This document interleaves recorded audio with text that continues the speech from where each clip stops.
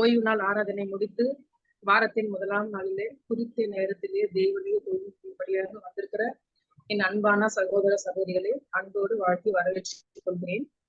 இப்போதும் கூட நிகழ்ச்சியை ஆரம்பிப்பதற்கு முன்பதாக நாம் யாரும் தலை வணங்குவோம். ஜெபத்தை சகோதர சரவண அவருடைய ஜெபிக்கும்படியாக கேட்டுக்கொள்கிறேன். எங்களை அதிகமாக நேசித்து வழி நடத்துகிற எங்கள் அன்பின் பரலோக தகப்பனே, இந்த நல்ல மாலை வேளையில ஆண்டவரே உங்களுடைய சமூகத்திலிருந்து நாங்கள் அமர்ந்து உங்களுடைய வார்த்தைகளை பற்றியும் ஆண்டவரே உங்களுடைய குணத்தை பற்றி நாங்கள் கற்றுக் கொடுவதற்கு வந்திருக்கோம் தகப்பனே.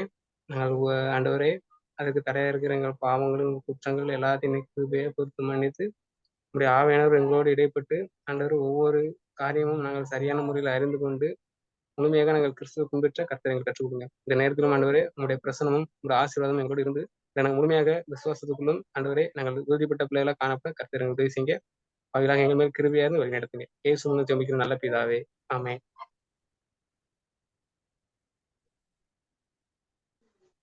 Thank you brother. இப்போதும் கூட பாடல்கள் மூலமாய் தேவனை மகிமைப்படுத்துவதற்காக என்னுடைய மகள் பூஜா, மகன் ஜோசப் 2 பேரும் பாட்டு பாட போறாங்க.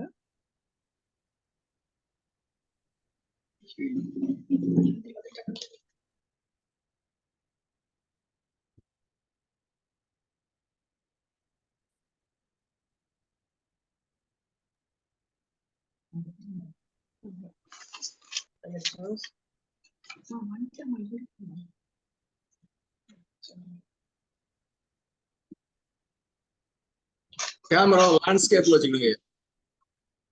கேமராவை திருப்பி வச்சுக்கிடுங்க.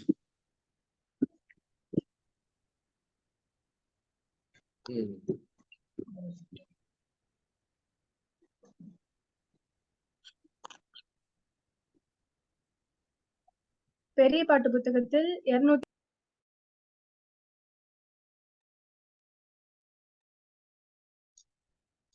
இயேசு அன்பை என்றும் பாடுவேன், அவன் என்றும் குறையாததே, சிந்தின தேவாட்டு குட்டியும் இரத்தத்தை வாட்டி போற்றிடுவேன், நம்புவேன் ரட்சித்தார் இரத்தத்தால் வெண்மை நானாகுவேன், நம்புவேன் ரட்சித்தார் இரத்தத்தால் வெண்மை நானாகுவேன், இயேசுவின் இரத்தத்தில் மூழ்கின எவர்க்கும் சுத்தம் சுகம் உண்டா, பூர்ண விடுதலை சந்தோஷம் இப்போவில் அவர் இரத்தத்தினால், நம்புவேன் ரட்சித்தார் இரத்தத்தால் வெண்மை நானாகுவேன், நம்புவேன் ரட்சித்தார் இரத்தத்தால் வெண்மை நானாகுவேன், பரிசுத்தமென்னும் பிரமாணம் ஜெயம் கோடியும் பறக்கட்டும், ராஜாதி ராஜாவின் கரத்தால் ஜீவகிரீடம் நாம் பெறும் மட்டும், நம்புவேன் ரட்சித்தார் இரத்தத்தால் வெண்மை நானாகுவேன், நம்புவேன் ரட்சித்தார் இரத்தத்தால் வெண்மை நானாகுவேன். அடுத்த பாடலாக 317 பாடல். இயேசு என் அஸ்திவாரம் ஆசையனக்கவரே, நேசமூசி பாருங்கள் இயேசுவின் கண்டே ஞானோ, நேசமூசி பாருங்கள் இயேசுவின் கண்டே ஞானோ, என்ன மதுரமாக நன்மையான நாம சுவை, என்ன என்னகத்தில் நினைத்தார் இன்னல் பறந்திடுமே. என்னகத்தில் நினைத்தார் இன்னல் பறந்திடுமே. பஞ்சம் பசியுடனே மிஞ்சம் துயர் வந்தாலும் அஞ்சிடே நிகழ்ச்சியே. தஞ்சமே சுருக்கையே அஞ்சிடே நிகழ்ச்சியே. தஞ்சமே சுருக்கையே. லோகம் என்னை எதிர்த்து போ என்று சொல்லினோ சோகமடைவேனோ ஏகன் எனக்கிருக்க. சோகமடைவேனோ ஏகன் எனக்கிருக்க. என்னென்ன மாயலோகன் இன்னல் என் மேல் வந்தாலும் முன்னும் பின்னும் மாயசோ என்னை நடத்திடுவார். முன்னும் பின்னும் மாயசோ என்னை நடத்திடுவார். பாவத்தால் என்னில் வந்த சாமக்கரை மாற்றி சோபித நீதியுடை ஆபரணமாய்வார். சோபித நீதியுடை ஆபரணமாய்வார். இயேசு என் அஸ்திபாரம் ஆசையன கபரே. நேசமூசி பாருங்கள் இயேசுவை கண்டே ஞானம். நேசமூசி பாருங்கள் இயேசுவை கண்டே ஞானம்.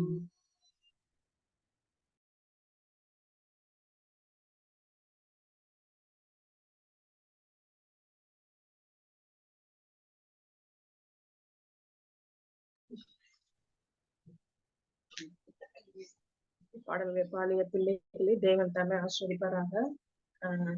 இன்னைக்கு நம்ம வந்து டாபிக் என்னன்னா சாபத்துல நம்ம என்னென்ன பண்ணலாம். ஃபுட்டு ப்ரிப்பரேஷன் எப்படி இருக்கணும், ட்ரெஸ் கோட் எப்படி இருக்கணும், ஓய்வு நாள் ஸ்டார்டிங்கும் முடிவும் எப்படி இருக்கணும், இப்படி ஒரு சில இதுகளை வச்சு நம்ம ஒரு 5 பேர் பேச இருக்கிறோம். ஃபர்ஸ்ட் வந்துட்டு எதை பத்தி பேசணும்னா ஃபுட்டு. ஓய்வு நாள்ல எந்த மாதிரி ஆகாரத்தை நம்ம வந்து தயார் பண்ணணும், எப்படி தயார் பண்ணணும் அப்படிங்கறத பத்தி பேசுவதற்காக பாஸ்டர் சார்லஸ் ஜோனத்தான் அவர்களை பேசும்படியாக அன்போடு அழைக்கிறேன்.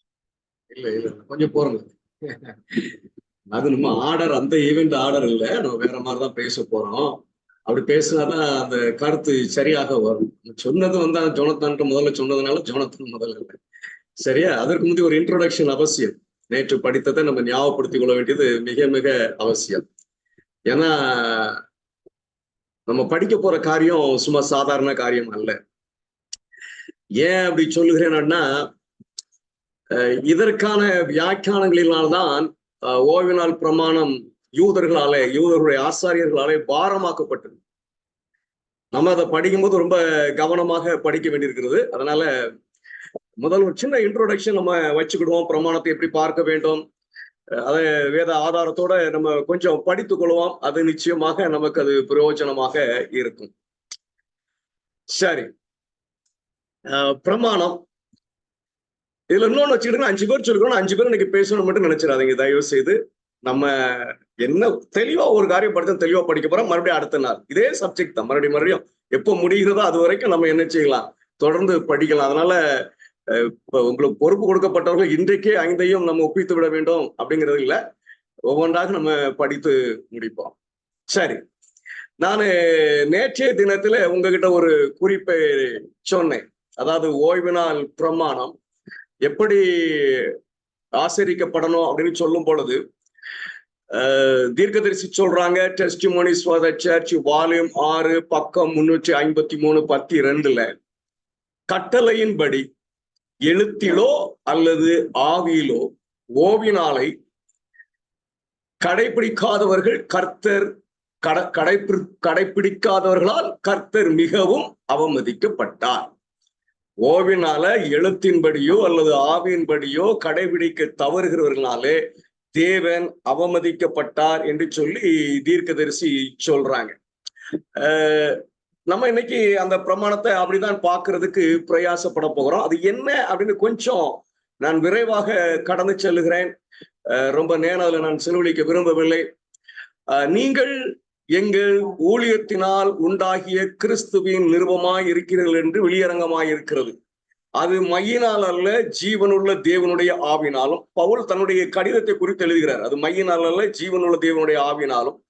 கற்பலகையில் அல்ல. இது 10 கற்பனை பேசுகிறார். இருதயங்களாகிய சதையான பலகையிலையும் எழுதப்பட்டு இருக்கிறது. இதை தொடர்ந்து எழுதும்போது புதன் உடன்படிக்கையின் ஊழியக்காரராய் இருக்கும்படி அவரே எங்களை தகுதியாக்கி உள்ளார். அந்த உடன்படிக்கை எழுத்துக்குரியதாய் இராமல் ஆவிக்குரியதாய் இருக்கிறது. எழுத்து கொள்ளுகிறது, ஆவி உயிர்ப்பிக்கிறது. நம்ம இந்த ஓவினால் பிரமாணம் சரி, எந்த பிரமாணமும் சரி, நம்ம அதை பார்க்கும் பொழுது எழுத்தை மாத்திரம் பார்க்காதபடி, எழுத்தை மாத்திரம் பார்த்தோம்னா கொன்னுரும், ஆவிதான் உயிர்ப்பிக்கும். அதனால நம்ம என்ன செய்யணும் அப்படின்னா எழுத்தையும் ஆவியையும் பார்க்கணும். அது எப்படி அப்படிங்கறத நம்ம கொஞ்சம் விளங்கி கொள்ள பிரயாசப்பட போகிறோம். பிரமாணம் என்ன அப்படின்னு கேட்டீங்க அப்படின்னா, பிரமாணம் ரொம்ப அழகானது.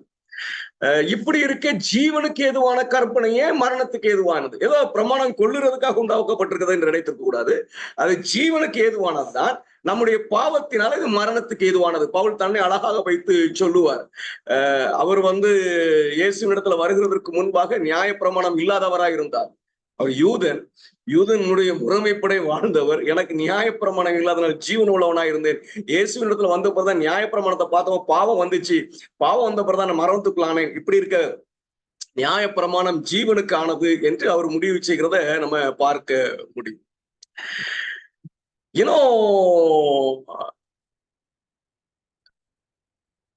ஸ்லைடர் ரெண்டும் ஒரே ஸ்லைடா இருக்கு. சாரி, வீட்டுல ஆப்ரேட் பண்ற மாதிரி பண்ணுங்க. சரி, இன்னும் ஒரு வாசனம் எபிரேயர் நீங்க 8, 10, 11 போனீங்கன்னா, அந்த நாட்கள் பின்பு இருதயத்துல பிரமாணம் எழுதுவார் இல்லைங்களா? அந்த இருதயத்துல பிரமாணம் எழுதப்பட்ட பின்பு ஒருவரும் உங்களுக்கு போதிக்க வேண்டியது இல்லை என்று அங்கே வசனம் சொல்லுகிறத பார்க்க முடியும். அப்போ கல்லுல பிரமாணம் இருக்கிற வரைக்கும் நான் மீட்கப்பட முடியாது. பிரமாணம் ஏன் கொடுக்கப்பட்டிருக்குது அப்படின்னு சொன்னா, அந்த கல்லுல இருக்கிறத இதயத்துக்கு வரணும். ஏன்னா இதைத்தான் நம்ம இழந்துட்டோம். ஆண்டவர் ஏதேன் தோட்டத்துல ஆதாம் ஏவாளையும் சிருஷ்டித்த பொழுது பிரமாணத்தை எங்க வச்சிருந்தார் அப்படின்னு கேட்டீங்கன்னா, அவங்க இருதயத்துல எழுதி வைத்திருந்தார், பதித்து வைத்திருந்தார். இந்த வசனம் சொல்றது பாருங்க, தீர்க்கதரிசி சொல்றாங்க, ஆதாமும் ஏவாளும் சிருஷ்டிக்கப்பட்ட போது தேவனுடைய நியாய பிரமாணத்தை பற்றிய அறிவை பெற்றிருந்தார்கள். எப்படி? அது அவர்களின் இதயங்களில் அச்சிடப்பட்டது, மேலும் அவர்கள் மீதான அதன் கோரிக்கைகள் அவர்கள் புரிந்து கொண்டனர். அதாவது ஆண்டவர் மனிதனை சிருஷ்டிக்கும் பொழுது அந்த பிரமாணத்தை இருதயத்துல பதித்து வைத்து அவர் உண்டாக்கி இருக்கிறார். அப்போ இப்பவும் நம்மள என்ன சொல்றாருன்னா, என்ன வாக்குத்தத்தம், நியாயப்பிரமாணம் தான் இருதயத்தில் எழுதுவேங்கிறார். நியாயப்பிரமாணம் யாருடைய இருதயத்தில் எழுதப்பட்டிருக்கிறதோ அவங்க மட்டும்தான் எங்க போக முடியும்னா தேவனுடைய சமூகத்தை போய் கிட்டி சேர முடியும்.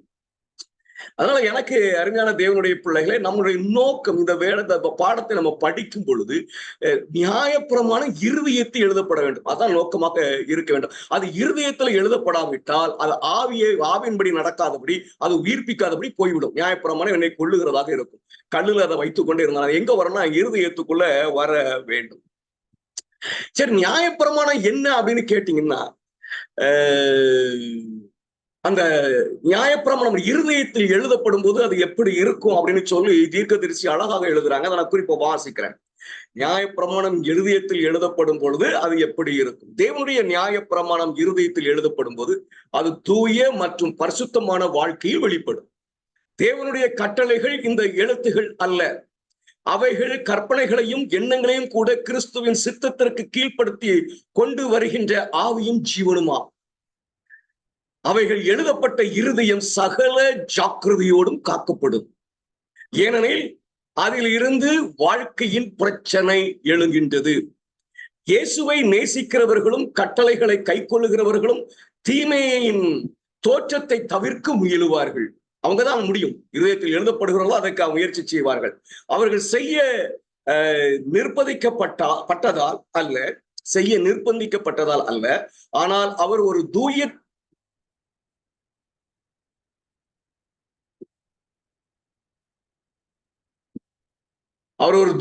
மாதிரியை நகல் எடுக்கிறார்கள். இயேசு கிறிஸ்து அப்படியே படம் பிடிக்கிறாங்க. இருதயத்தில் பிரமாணம் எழுதப்பட்டவர்கள் இயேசுவை அப்படியே படம் பிடிக்கிறவர்களாக இருப்பார்கள். மேலும் தங்கள் இதயங்களில் எழுதப்பட்ட சட்டத்திற்கு முரணான அனைத்தையும் வெறுக்கிறார்கள். அவர்கள் தன்னிறைவு அடைய மாட்டார்கள், ஆனால் அவர்களுடைய நம்பிக்கை தேவனில் இருக்கும். அவர் மட்டுமே அவர்களை பாவத்திலிருந்தும் அசுத்தத்திலிருந்தும் காக்க முடியும். அவர்களை சுற்றியுள்ள சூழல் தூய்மையானது. அவர்கள் தங்கள் ஆத்மாவையோ மற்றவர்களின் ஆத்மாவையோ கெடுக்க மாட்டார்கள். நீதியாக நடந்து கொள்வதும் இரக்கத்தை நேசிப்பதும் தேவனுக்கு முன்பாக மனத்தாழ்மையாய் நடப்பதும் அவர்களுக்கு இன்பமாய் இருக்கிறது. இதுதான் நம்ம ஏன் இன்னைக்கு உட்கார்ந்து படிக்க போறோம்னு சொன்னா, ஓய்நாள் பிரமாணத்தை குறித்து நம்ம படிக்க போறோம். நம்மளுடைய ஜீவன் இப்படியாக மாறிவிட வேண்டும். அப்படி இருக்கணும். நம்ம சுற்றி இருக்கிறது யார் வந்தாலும் அது பரிசுத்தமா தான் இருக்கு. நம்ம நெருங்குறவர்கள் பரிசுத்தமாக்கப்படக்கூடிய சூழ்நிலையில நம்ம இருப்போம். சரி, இந்த பிரமாணம் என்ன? 10 பிரமாணத்தை நம்ம பார்க்கிறோம். நமக்கு நல்லா தெரியும் இந்த 10 பிரமாணத்தை குறித்து. அந்த 10 பிரமாணம் என்ன அப்படின்னு சொல்லி தீர்க்கதரிசி தெளிவாக சொல்றாங்க. நீங்க பாத்தீங்கன்னா பரலோகத்துல இருக்கக்கூடிய பிரமாணத்தை குறித்து சொல்லும் பொழுது தேவனுடைய சித்தமே பரலோகத்தின் கற்பனையாகும், கட்டளையாகும், பிரமாணமாகும். அந்த கற்பனை வாழ்க்கையின் விதியாக இருந்த வரை தேவனுடைய குடும்பம் அனைத்திற்கும் பரிசுத்தமாகவும் மகிழ்ச்சியாகவும் இருந்தது. நல்லா புரிச்சுக்கிடுங்க. 10 பிரமாணம்.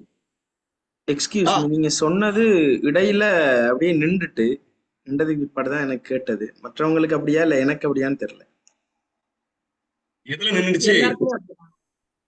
நின்னுச்சு? நீங்க இந்த கொட்டேஷன் ஆரம்பிக்கும் போதே நின்றுச்சுன்னு நினைக்கிறேன். சரி, இப்ப மறுபடியும் இதே கொட்டேஷன் மறுபடியும் தொடங்கினா சரியா இருக்கும் இல்லையா? இப்ப கேக்குதா? நெட்டு பிரச்சனையா நமக்கு? இப்ப கேக்குதா? இப்ப கேக்குது. கண்டினியூ. am I right? சரி, நம்ம நோக்கம் என்னன்னா, இந்த நியாய பிரமாணத்தினுடைய நோக்கம் என்னன்னா, பரலோகத்துல இருக்கக்கூடிய பிரமாணம் என்னன்னு கேட்டீங்க, கர்த்தருடைய சித்தம், தேவனுடைய சித்தம் தான், அவருடைய விருப்பம் தான் பரலோகத்தில் நிறைவேற்றப்பட போகிறது. அப்ப இந்த 10 பிரமாணத்தை ஆண்டவர் நமக்கு ஏன் கொடுத்திருக்காரு, என்ன மனநிலையை நம்ம கொண்டு வரணும்னு சொன்னா, ஆண்டவர் என்ன சொன்னாலும் நான் செய்வேன் அப்படிங்கிற மனநிலைக்காக கடந்து வர வேண்டும். அப்படி இருக்கிற வரைக்கும் எந்த பிரச்சனையும் இல்லை, எல்லாம் சமாதானமா இருக்கும், சந்தோஷமா இருக்கும். தேவன் என்ன சொல்லுகிறாரோ அதை நம்ம செய்ய வேண்டும். இதுதான் நோக்கமாக இருக்க வேண்டும். கற்பனையின் பொருள் அன்பு. நம்ம நித்தியத்திற்கான வழியை படிச்சவங்க இங்க இருக்கிறீங்கன்னு நினைக்கிறேன். இந்த கற்பனை குறித்து மிக தெளிவாக படிச்சிருக்கிறோம். எப்படி அந்த கற்பனை வெளிப்படும், கற்பனையை நம்ம ஏன் கை கொள்ளணும், இந்த 10 பிரமாணத்தை கை கொள்ளுற நோக்கம் என்ன, தேவனுடைய அன்பு வெளிப்பட வேண்டும். அன்பு வெளிப்படாம பிரமாணத்தை கை கொள்றது பிரயோஜனம் இல்லை. தியாகம் வெளிப்பட வேண்டும். தியாகம் வெளிப்படாமல் பிரமாணத்தை கை கொள்றது பிரயோஜனம் இல்லை. இத 10 பிரமாணத்தை நான் கை கொள்ற நோக்கம் தேவனுடைய அன்பு என்னிடத்துல வெளிப்படும். தேவனுடைய அன்பு வெளிப்பட வேண்டும். சரி, இந்த பிரமாணத்தை நம்ம எப்படி பார்க்கணும்? இந்த எழுத்து இருக்கீங்களா, 10 பிரமாணம் கற்பலையில் எழுதப்பட்டது. நீங்கள் ஒருவரில் ஒருவர் அன்பாயிருங்கள். இது பிரமாணம். இது பிரமாணம். நான் உங்களில் அன்பாய் இருந்தது போல நீங்களும் ஒருவரில் ஒருவர் அன்பாயிருங்கள் என்கிற புதிதான கட்டளை. பிரமாணம் ஒண்ணுதான். பிரமாணம் மாறல. பிரமாணம் மாறவே இல்லை. பிரமாணம் என்ன சொல்லப்படுது, நான் எப்படி பிரமாணத்தை பார்க்க வேண்டும்னா, இயேசு எப்படி செய்தாரோ அப்படி செய்ய வேண்டும். அப்படி இல்லாதபடி என் விருப்பப்படி பிரமாணத்தை நான் கை கொள்வதற்கு பிரயாசப்படக்கூடாது. தேவன் எப்படி அதை செயல்திருக்கிறாரோ, எப்படி அதை பின்பற்றி இருக்கிறாரோ, எப்படி வெளிப்படுத்தி இருக்கிறாரோ, எப்படி போதித்திருக்கிறாரோ அதன் அடிப்படையில தான் நம்ம பார்க்கணும். இன்னும் இயேசு கிறிஸ்து சொல்லுவாரு, நான் என்னை அனுப்பினவருடைய சித்தத்தின்படி செய்வது அவருடைய கிரியையை முடிப்பதை என்னுடைய போஜனமாக இருக்கிறது. இதான் நமக்கும். அதான் பரலோகத்தினுடைய பிரமாணம், அவருடைய சித்தத்தை நிறைவேற்றுவது. கிறிஸ்து இங்க இருக்கும் பொழுது நமக்கும் பிதாவினுடைய நோக்கத்தை, பிதாவினுடைய சித்தத்தை நிறைவேற்றுவதான அதனுடைய நம்முடைய ஆதாரமாக இருக்க வேண்டும். அப்படி இருந்தால்தான் நம்ம என்ன செய்ய முடியும் அப்படின்னு சொன்னா, பிரமாணத்துக்கு தேவன் எதிர்பார்க்கிற பிரமாணத்தை நம்ம கடைபிடிக்கிறவர்களாக இருப்போம். சரி, இதுல நம்ம சில சம்பவங்களை ஞாபகத்துல வச்சுக்கிடணும். நியாய பிரமாணத்தை குறித்து வியாக்கியானங்களை சொல்லும் பொழுது அது இப்படி இருக்கணும் அப்படி இருக்கணும் சொல்லும் போது சில சம்பவங்களை ஞாபகம் வச்சுக்கொள்ள வேண்டும். அதுல ஒண்ணு நம்ம அடிக்கடி நான் சொல்றது வந்து ராகாப் பேசு. தேவனுடைய நோக்கத்தை மாத்திரம் நிறைவேற்றுவதாக இருந்தார். அவருக்கு வேற ஒண்ணு இல்லை, அவருக்கு இந்த தேவனை அறிந்திருந்தார். எகிப்திலிருந்து அவங்க விடுவிக்கப்பட்டது, இந்த சமுத்திரத்தை தாண்டி வந்தது, மற்ற தேசங்களில் அவங்க அழிவித்தது, எல்லாவற்றையும் அவள் புரிந்து இவர்தான் தேவன், இவரல்லாமல் வேற தேவன் இல்லை என்பதை அறிந்து வைத்திருந்தார். அவருடைய நோக்கத்தை அவள் புரிந்திருந்தார். அந்த நோக்கத்தை நிறைவேற்றுவதற்கு அவரை மட்டும் பார்த்திருந்தார். நீங்க தேவனோட கூட நின்று இந்த ராகாப்பினுடைய செயலை பார்க்காவிட்டால் ராகாப்பை நீங்கள் என்ன என்று சொல்வீர்கள் என்று சொன்னால் தேச துரோகி, தேவனுடைய பிரமாணத்துக்கு விரோதமானவள் என்று வகையிருப்பீர்கள். நல்லா புரிஞ்சுக்கணும். 10 பிரமாணம் நமக்கு கொடுக்கப்பட்டதனுடைய நோக்கம் என்ன மனநிலை எனக்கு உண்டாகணும் அப்படின்னு சொன்னா தேவனுடைய சித்தத்தை நிறைவேற்றுவேன், தேவனுடைய விருப்பத்தை நிறைவேற்றுவேன். அவ்வளவு இந்த விழுந்து போன பூமியில ராகாப்பை போல ஒரு சம்பவம் உண்டாகிறது, யோசேப்பை போல ஒரு சம்பவம் உண்டாகிறது, ஆபிரகாம் போல ஒரு சம்பவம் உண்டாகிறது, மோசே போல ஒரு சம்பவம் உண்டாகிறது. இது எல்லாம் ஏன் அப்படின்னு சொன்னா நம்ம பிரமாணத்தின் நோக்கத்தை சரியா புரிஞ்சுக்கணுங்கிறதுக்காக தான்.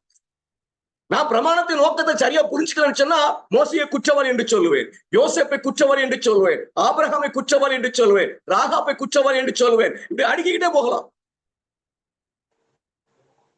நம்ம நோக்கம் எதா மாறணும் அப்படின்னா எனக்கு அருமையான தேவனுடைய பிள்ளைகளை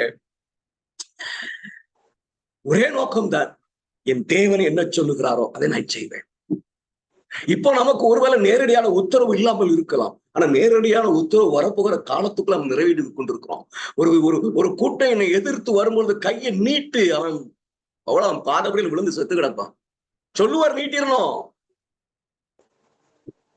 அந்த காலத்துக்குள்ள நெருங்க போகிறப்ப என் மனநிலை எப்படி இருக்கிறது அப்படின்னு சொன்னா ஆண்டவர் என்ன சொல்லுகிறார், என்ன சொன்னால் நான் செய்வேங்க.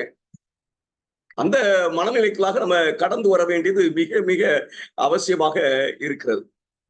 இன்னொரு சம்பவமும் நான் அடிக்கடி ஞாபகப்படுத்துறது, இதுவும் அந்த ராகாப்பை குறித்து தான். உங்கள் தேவனே தேவனாகிய கர்த்தரே உயர வானத்திலும் கீழும் பூமியில் அவ்வளவு விசுவாசம் உள்ள பெண்மணி. அதனால தான் அவருடைய நோக்கத்தை புரிந்து கொண்டு அவருடைய எண்ணத்தை புரிந்து கொண்டு அவர் என்ன செய்தார் அப்படின்னு சொன்னால் மிக நேர்த்தியாக தேவனுடைய வார்த்தைக்கு அவள் கீழ்ப்படுகிறவர்களாக இருந்தால் தேவனுடைய நோக்கத்தை நிறைவேற்றுவதற்கு ஏதுவானவர்களாக இருந்தார். இன்னொன்னும் நான் அடிக்கடி உங்களிடத்துல சொல்றதா, இந்த சம்பவம் ஞாபகம் வைத்துக் கொள்ளுங்க. அதாவது நியாயப்பிரமாணத்தை குறித்த காரியங்களிலே நீங்க அடுத்தவர்கள் போதிக்கும் போதும் சரி, அடுத்தவர்கள் அதனுடைய கிரியைகளை பார்க்கும் போதும் சரி, தேவன் எப்படி பார்க்கிறார் என்பதை நம்ம விளங்கி நாகமா இதான். அதான் ஒரு சம்பவம் அதுல எடுத்திருந்தா, இன்னொரு சம்பவம் ஒரு புறஜாதியின் இடத்துல எடுக்கிறேன். நாகம்மா அவனு அவன் சூழ்நிலையை படிச்சது குறித்து தீர்க்கதரிசி அதிக விளக்கங்களை கொடுக்கல. ஆனா இந்த மாதிரி ஜனங்கள் நியாயப்பிரமாணத்தை அறிந்து அவருடைய எல்லா வெளிச்சத்தையும் அறிந்து ஆண்டவருடைய சமூகத்துல ஓடுகிற பிள்ளைகளை காட்டிலும் விசேஷித்தவர்களாக இருக்கிறாங்க. அவர் இந்த வெளிச்சத்தை அறிந்தவர் அனுதினமும் என்ன செய்கிறார் அப்படி சொன்னா தேவனுடைய பிரமாணத்துக்கு விரோதமாக நடக்கிறார் என்று சொல்லி. ஆனா நாகமானுடைய காரியத்துல ஆண்டவர் சொல்லுவாரு, நான் கேட்கிறேன் மன்னிப்பாரா, மன்னிக்கணும்னு கேட்கிறேன். அப்படிதான் கேட்பான், மன்னிக்கணும், நான் போய் கையிலாக பிடிக்க வேண்டியிருக்கிறது, அவரோட கூட சேர்ந்து நானும் வணங்கணும், இந்த மன்னிக்கணும் ஆண்டவரே, ஆண்டவர் சொல்ற சமாதானத்தோட போ என்று சொல்லி. இத நாகமான நான் குற்றவாளி என்று சொல்ல முடியாது. நியாயப்பிரமாணத்தை எழுத்தின்படி பார்த்து இந்த நாகமான நான் என்ன செஞ்சிடக்கூடாதுன்னு சொன்னா அவன் குற்றவாளிங்க, அவங்க அது எப்படி அப்படி நான் சொல்லக்கூடாது. ஆண்டவர் சமாதானத்தோட போன்னு சொல்லிட்டார். அப்போ நியாயப்பிரமாணத்தை நான் பார்க்கும் பொழுதும் போதிக்கும் பொழுதும் அதனுடைய கிரியைக்காரர்களை பார்க்கும் பொழுதும் எந்த நிலையிலையும் நான் என்ன செய்யக்கூடாது அப்படின்னு சொன்னா நியாயம் தீர்க்கக்கூடாது. உள்ளத்தின் ஆழத்தை பார்த்து கர்த்தர் என்ன செய்கிறார், நியாயம் விசாரிக்கிறவராக இருக்கிறார். அதனால நான் என்ன செஞ்சிடக்கூடாது அப்படின்னு சொன்னா இப்படிலாம் செஞ்சா இது நரகங்க, இப்படிலாம் செஞ்சா இது பரலோகங்க அப்படின்னு நான் என்ன செய்யக்கூடாதுன்னா வகையை இருக்கக்கூடாது. நான் நியாய பிரமாணத்தை போதிக்கணும், அவ்வளவுதான். தேவனுடைய குணத்தை வெளிப்படுத்தணும், அவ்வளவுதான். இப்படி செய்யணும் என்று நான் சொல்லிக் கொடுக்க வேண்டும், அவ்வளவுதான். அந்த இருதயத்தின் ஆழத்தை கர்த்தர் அறிந்து அவர்களை தேவனுடைய சமூகத்துக்குரியவர்களா அல்லது தேவனுடைய சமூகத்துக்கு எதிராக அவர் நியாயம் தீர்ப்பு. நம்ம இந்த காரியங்களெல்லாம் பார்த்துட்டோம் அப்படிங்கிறதுக்காக நம்ம பொய் சொல்லலாம், நம்ம விக்கிரகாரத்துக்குள்ள போறோம், அப்படி இல்லை. நம்ம நியாய பிரமாணத்தை போதிக்க போகிறோம். ஆனா சூழ்நிலையை அடிப்படையாக வைத்து நம்ம சொல்லலாம். ஒருவேளை என்ன செஞ்சிடலாம்? ஒரு நியாய பிரமாணத்தை துணிகரமாய் மீறுகிறவனை பார்த்து நீ நரகத்துக்குரியவன், அவன் மீறுகிறான், நரகத்துக்குரியவன் தான் அப்படி நம்ம சொல்லக்கூடாது. நரகத்துக்குரியவன் சொல்லக்கூடாது. அவன்கிட்ட போய் ஏன் அவனை அறிந்து கொள்ள வேண்டும். அவன்கிட்ட ஒருவேளை சூழ்நிலை சந்தர்ப்பங்கள் சரியில்லாத இருந்தா அதுக்கு நல்ல ஆலோசனைகளை சொல்ல வேண்டும். ஒருவேளை துணிகரமாக அவன் செய்கிறவனாக இருந்தா அவனை கடிந்து உரைக்க வேண்டும். இதுதான் ஊழியம்.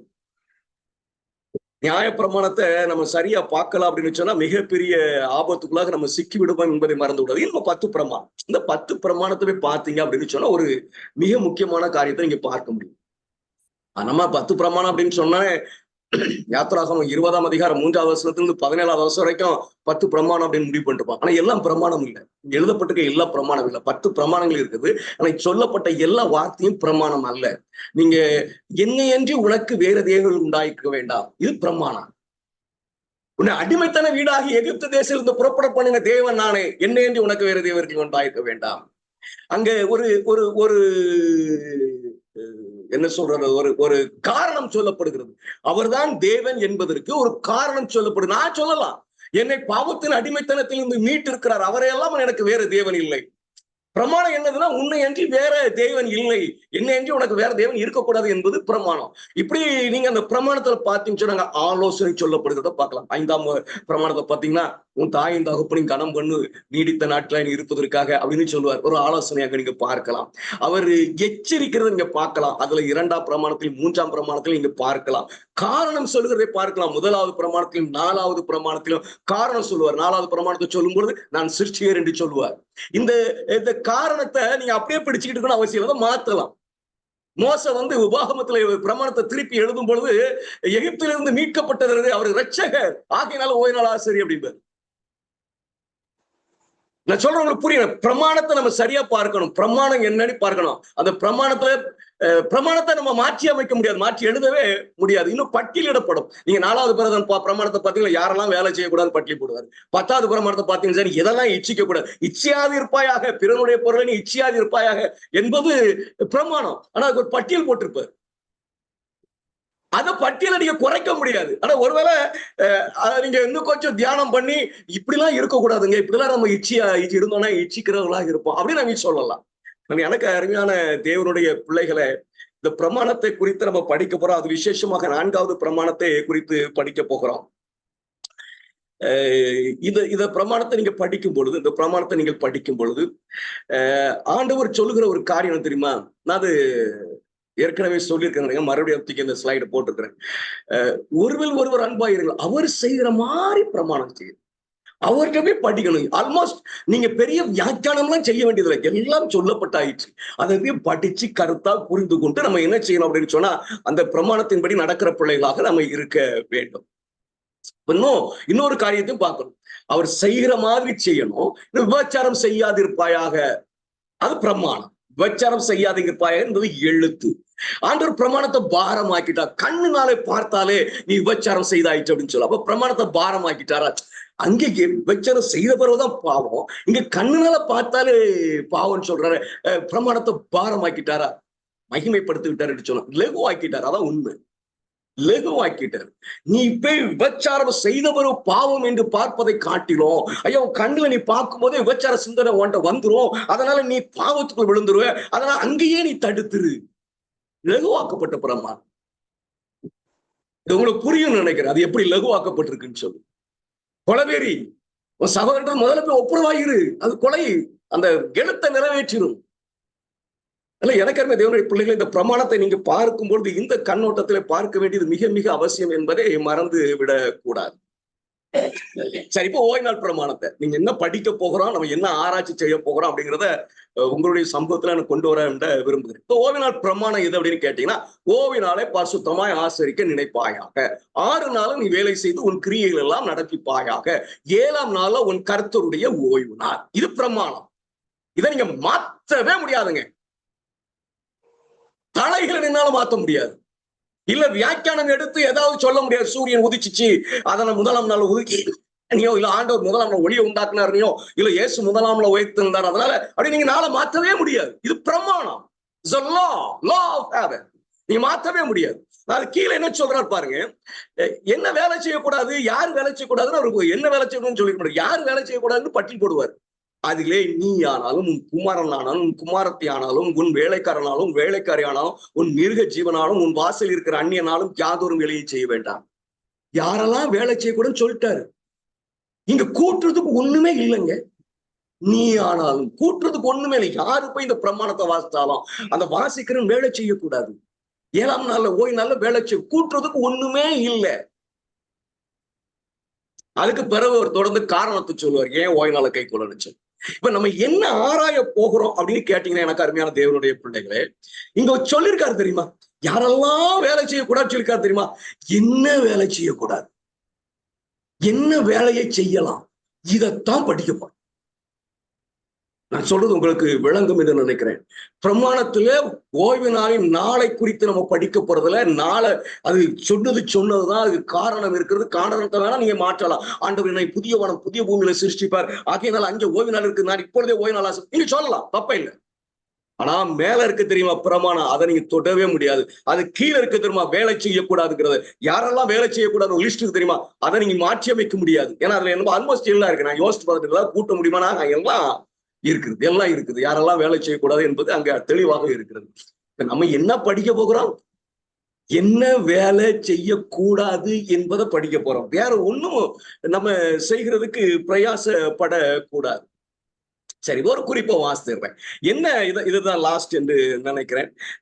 இதை வாசிட்டு நம்ம எப்படி எந்த கண்ணோட்டம் அதுல இருக்கணும் அப்படிங்கிறத நம்ம தெளிவாக விளங்கி கொள்ள வேண்டும். குறிப்பாக ஓவினால் எல்லா வகையான அர்த்தமற்ற கட்டுப்பாடுகளால் வேலியிடப்பட்டது. யூதர்கள் ஆசாரியர்கள் இயேசுவின் காலத்துல அது அவர்களுக்கு இன்பமும் கர்த்தருடைய பரிசுத்தமும் கனமுமாய் இருக்கவில்லை.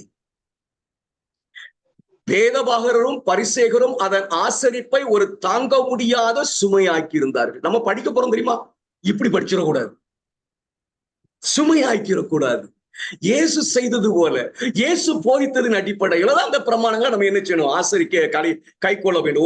ஒரு யூதர் ஓவினாலில் நெருப்பு மூட்டக்கூடாதுன்னு பிரமாணம் இருக்கும் தெரியுமா. அந்த நெருப்பு மூட்டக்கூடாதுங்கிற பிரமாணத்துக்கு அவன் என்னெல்லாம் கொண்டு வந்துட்டான் பாருங்க. மெழுகுவர்த்தியை ஏற்றக்கூடாது கூட அனுமதிக்கப்படவில்லை. இவன் நெருப்பு மூட்டக்கூடாதுங்கிறது சமையலை குறித்து ஆண்டவருக்கு சொல்லியிருப்பார். இவன் எந்த அளவுக்கு போறான்னா ஒரு மெழுகுவர்த்தியோட வீட்டுல லைட்டோட நீ பத்திக்க கூடாது, அதான் அவனுடைய. இதன் விளைவாக ஜனங்கள் பல வேளைகளுக்கு புறஜாதியாரை சார்ந்திருந்தனர். வீட்டுல கொண்டு லைட் வைக்கணும் அப்படின்னு சொன்னா அவன்கிட்ட போய் தூக்கணும். ஏனெனில் அவர்களின் சட்டங்கள் அநேக வேலைகளை அவர்கள் செய்யக்கூடாது என்று தடை செய்தன. கருமையாத்தினுடைய பிள்ளைகளை, நீங்களும் நானும் இதன் அடிப்படையில தான் இந்த வேதாகம பகுதியை தியானிக்க வேண்டும். நம்ம ஏனோ தானோ என்று படிக்க வேண்டாம். இதை கருத்துல வச்சுக்கிடுங்க. இதை கருத்துல வைத்துக்கொண்டு நம்ம ஒருவேளை நம்ம படித்ததை வந்து நம்ம கலந்து ஆலோசிக்கும் பொழுது இந்த பிரமாணத்தை யூதர்களை போல பாரமாக்காதபடி வேதம் என்ன சொல்லுகிறதோ அதை மாத்திரம் கிரகித்து கொண்டு நம்ம அந்த ஓய்வு நாள் ஆசரிப்புகளை இருக்கிறோமா என்பதை சிந்தித்து பார்க்க வேண்டியது அவசியமாக இருக்குது. சரி, இது ஒரு சின்ன இன்ட்ரோடக்ஷன். சரி, முதல்ல நம்ம என்ன படிக்க போகிறோம் அப்படின்னு சொன்னா, இந்த ஓய்வினால மன மகிழ்ச்சியின் நாளாக எப்படி கையாளும், ஒரு சந்தோஷம் நிறைந்த நாளாக இருக்கணும்னா நான் எப்படி இருந்தால் அது எனக்கு இருக்கும். அத ஜாஃப்னி எல்லாம் நமக்கு அவங்க ஆயத்தம் செய்து சொல்லுவாங்க. அதற்கு பிறகு நம்ம எல்லாருமே அதை குறித்து படிச்சிருப்பீங்கன்னு நினைக்கிறேன். கூடுதலான காரியங்களை சேர்த்து கொள்ளலாம், குறைபாடு இருந்து அதை சரி செய்து கொள்ளலாம். கொஞ்ச நேரம் நம்ம டிஸ்கஸ் பண்ண போகிறோம். அதற்கு பிறகு நேரத்தை பொறுத்து அடுத்த நபர் என்று சொல்லி நம்ம கடந்து செல்ல போகிறோம். சரி, இப்போ ஜாஃப்னி எல்லாம் உங்க மைக்கை நீங்க ஆன் பண்ணி நீங்க சொல்லலாம்.